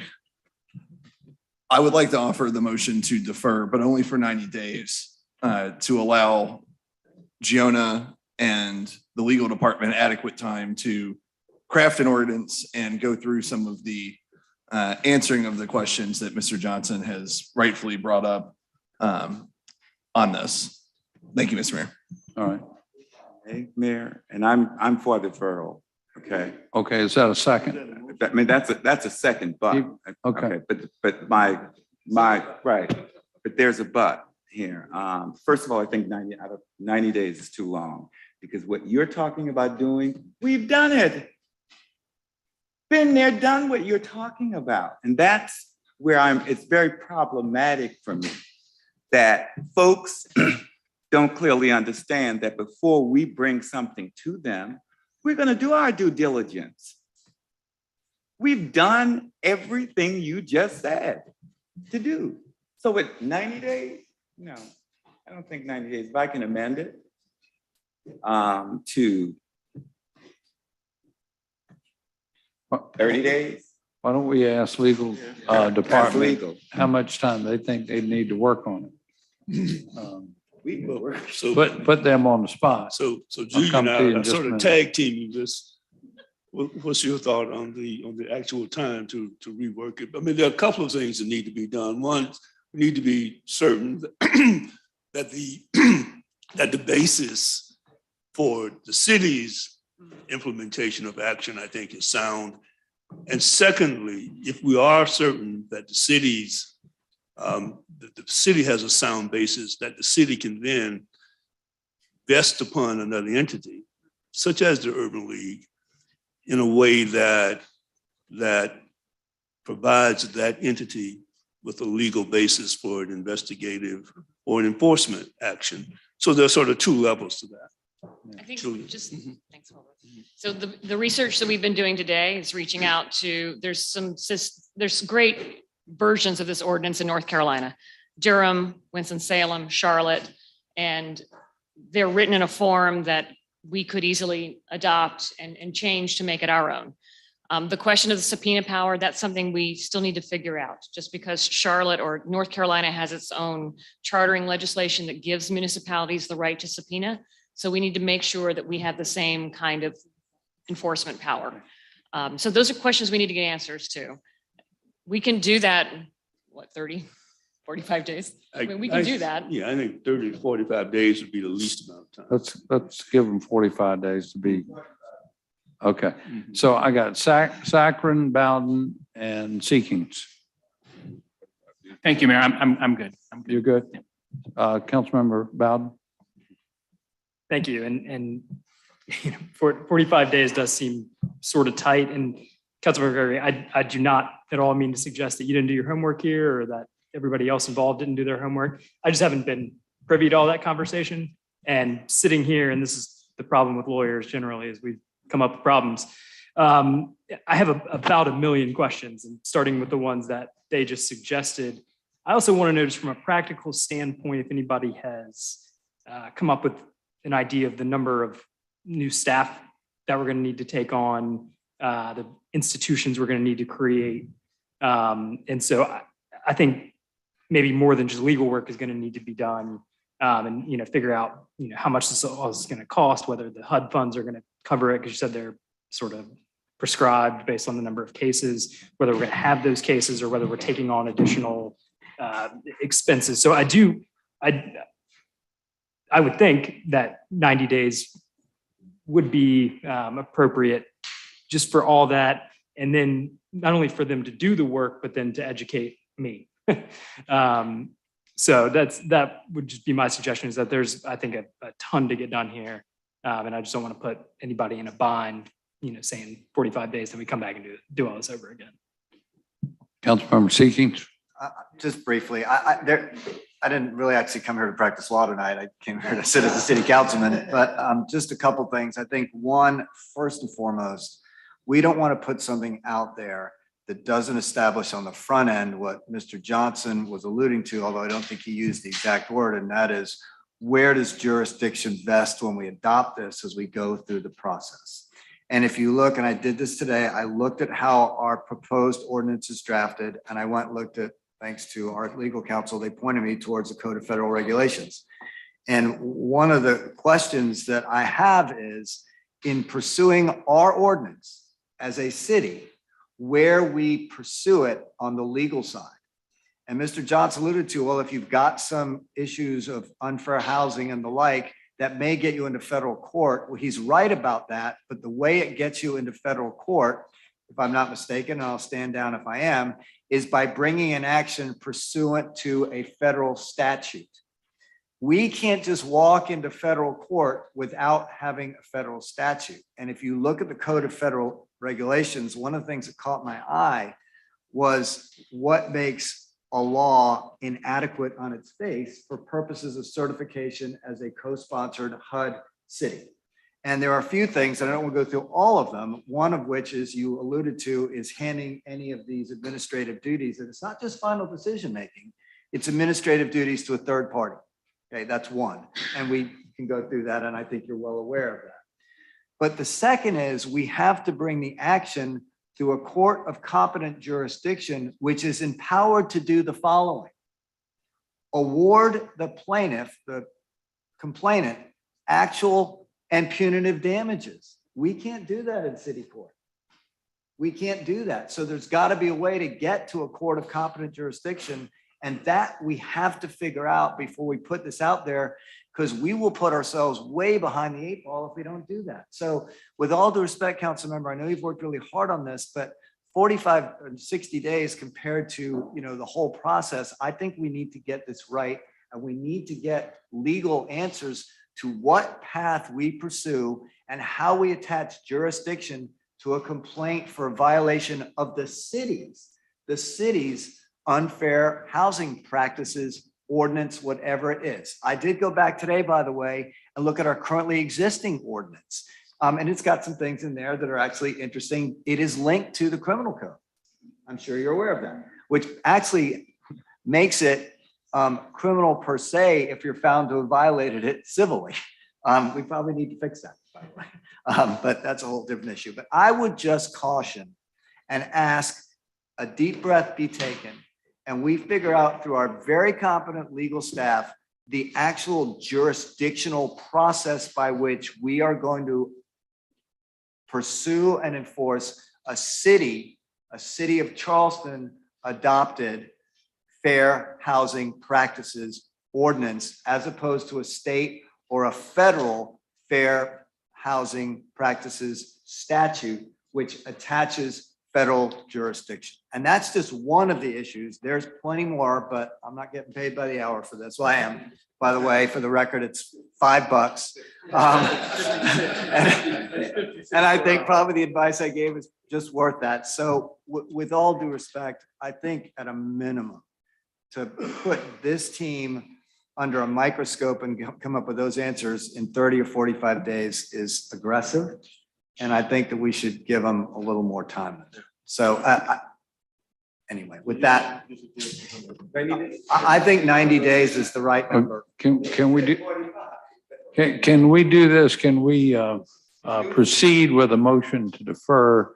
And as legal counsel reviews all these questions, which some of which do sound a little complicated to me, that if we don't have a ordinance truly ready in 45 days.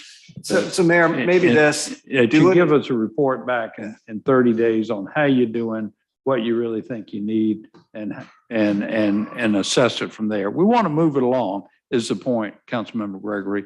We're not deferring this just for it to go in the wastebasket or anything like that. We want to pursue this diligently, but we want to do the right thing. It does sound like there are a lot of complicated issues. This was one of the suggestions from the CEO for the state, that what we may want to do, okay, is sit with HUD, okay, and start having some discussions with HUD. And I think that is the way to go as well. That's a good starting point. Quickly follow up on that, Mr. Mayor. Yes, sir. Councilmember Seeking. I agree with that. And it's the one chance we get at the law. One of the things we don't get to do as lawyers representing our clients is get advisory opinions. You actually have to walk into a courtroom and have a judge or a jury tell you yay or nay. They don't give you advice. We can get some advice in advance of this. And why wouldn't we go get an advisory opinion rather than have to be challenged? And we will be at some point if we do this without getting that advisory opinion and set us back to square one. So, Mr. Mayor, with all due respect, I think around this table, and Councilmember Gregory can certainly speak for himself and does very well and very often, is that 60 days really is a good reporting period time to come back, and then we can see where we are. There's a lot in here for them to get going when we've got other things going. So I would respectfully request whoever made the motion that it be a 60-day reporting back period, and then we see where we are from there. Absolutely. And in a practical matter, we're second meeting in April. In June, we go to one meeting per month to be the third Tuesday. So could we ask for a report back at the June meeting? Does that sound like a good plan? Yeah. Okay. Councilmember Rappel. As a point of order, I'll submit to the amended motion. And I second it. All right. Councilmember Rappel. Thank you, Mr. Mayor. And I just want to echo a lot of the sentiment that was raised just now from Councilmember Seekings and Shade and Bowden and others. The intent here is good. We just need to get this right. And, you know, I don't want to reiterate what I said on Thursday and reiterate what these fine folks have said tonight, but I just want to throw out another consideration. You know, we have limited staff resources. Our legal department has a limited bandwidth. So when we put them on tasks, we need to have some sort of prioritization in mind because we have to be mindful and cognizant of their time. They only have a certain amount of bandwidth. So when we talk, and I'm just throwing this out for what it's worth, we talk about barriers to access to housing. You were to ask me what the top 10 barriers to access to housing are for minorities, everybody in the city of Charleston. Number 1, price. Number 2, price. Number 3, price. Number 4, price. You get what I'm saying? No, I don't. Well, I'm here to tell you that because it's price for you. Okay. All right. Let's have one person at a time. Sorry. Okay. Councilmember Rappel. And I'm going to say another thing, and I appreciate Councilmember Mitchell walking out. One of the other things we do during process in committee is we get information and we get facts. Like how many fair housing complaints have there been in the last 10 years in the city of Charleston? What's wrong with our current ordinance? What is the state doing? What is the federal government doing? Have we been provided with any of that information? What role does this serve? These are things that need to be fleshed out. These are things that need to be developed. And frankly, I'll be honest with you. Listen, look, we need to have fair housing, no question about it. I don't think this is even close to being in the top priorities. I think housing price and affordability is the #1 problem in the city. I think jobs, those are the issues we need to be focusing and spending our time on. And oh, by the way, those are the things that we actually have control over as a municipality, okay? To try to think that we're gonna become a mini HUD, I think is a very unrealistic thing to say. I don't think we have the bandwidth for that. We don't do this kind of level of enforcement for anything in the city outside of our criminal code. Okay, so I think we need to be a little bit more humble when we're approaching these issues. I think the way that this ordinance was presented to us at the CD committee was shockingly sloppy. It was an awfully drafted ordinance. And our legal department's not gonna say this, but I'm gonna say this. Our legal department did not have a hand in what we saw on Thursday. And that's a fact. And that's a fact because I know our lawyers and they would not put what I saw on that ordinance on Thursday night in an ordinance to go before council. No way. So let's do this right. We spent over a year on our ADU ordinance. This is far more significant than that. Let's spend the time to do it right. I don't understand why we're putting artificial deadlines on this. We're talking about real serious stuff and we're trying to send signals to the market, come to Charleston to provide affordable housing, okay? But meanwhile, we're gonna set up this draconian enforcement regime. We're gonna be subpoena Dukas Teekuming people and get nasty with people. I mean, it's sending the wrong message. Mr. Mayor, I should point of order before we get out of hand here. And I think we will get out of hand. I think point of order, let's move on. I'm sorry if I hurt your feelings, Councilmember Robert. Appel finish his piece. Whatever, whatever, I'm done. Let's defer it. Yeah. We have a motion on the floor to defer with the report back from legal on June. Any further discussion? Hearing none, all in favor, please say aye. Aye. Any opposed? The ayes have it. And I'm glad that's on the record. Thank you. So next up is our Committee on Public Works, I think. Councilmember Waring. Order. I didn't. Please, order, y'all. Councilmember Appel and Gregory, please. Councilmember Waring, you have the floor. Thank you, Mr. Mayor. The Committee on Public Works met on Monday. Everything you saw in the agenda passed unanimously, and I so move the adoption of the committee report. All right. Any further discussion? All in favor, please say aye. Any opposed? The ayes have it. Next up is our Committee on Ways and Move for Means. approval. Didn't we have an amendment? As amended. As amended. All right. Any discussion? All in favor, please say aye. Any opposed? The ayes have it. Next up, we have our bills for second reading. We have 8 of them this evening. Does anybody need to carve out one of them for any reason? We got a Second. motion to approve 1 through 8. Any comments, discussion? All in favor, please say aye. Any opposed? The ayes have it. Now for third reading and ratification. Any discussion? All in favor, please say aye. Any opposed? The ayes have it.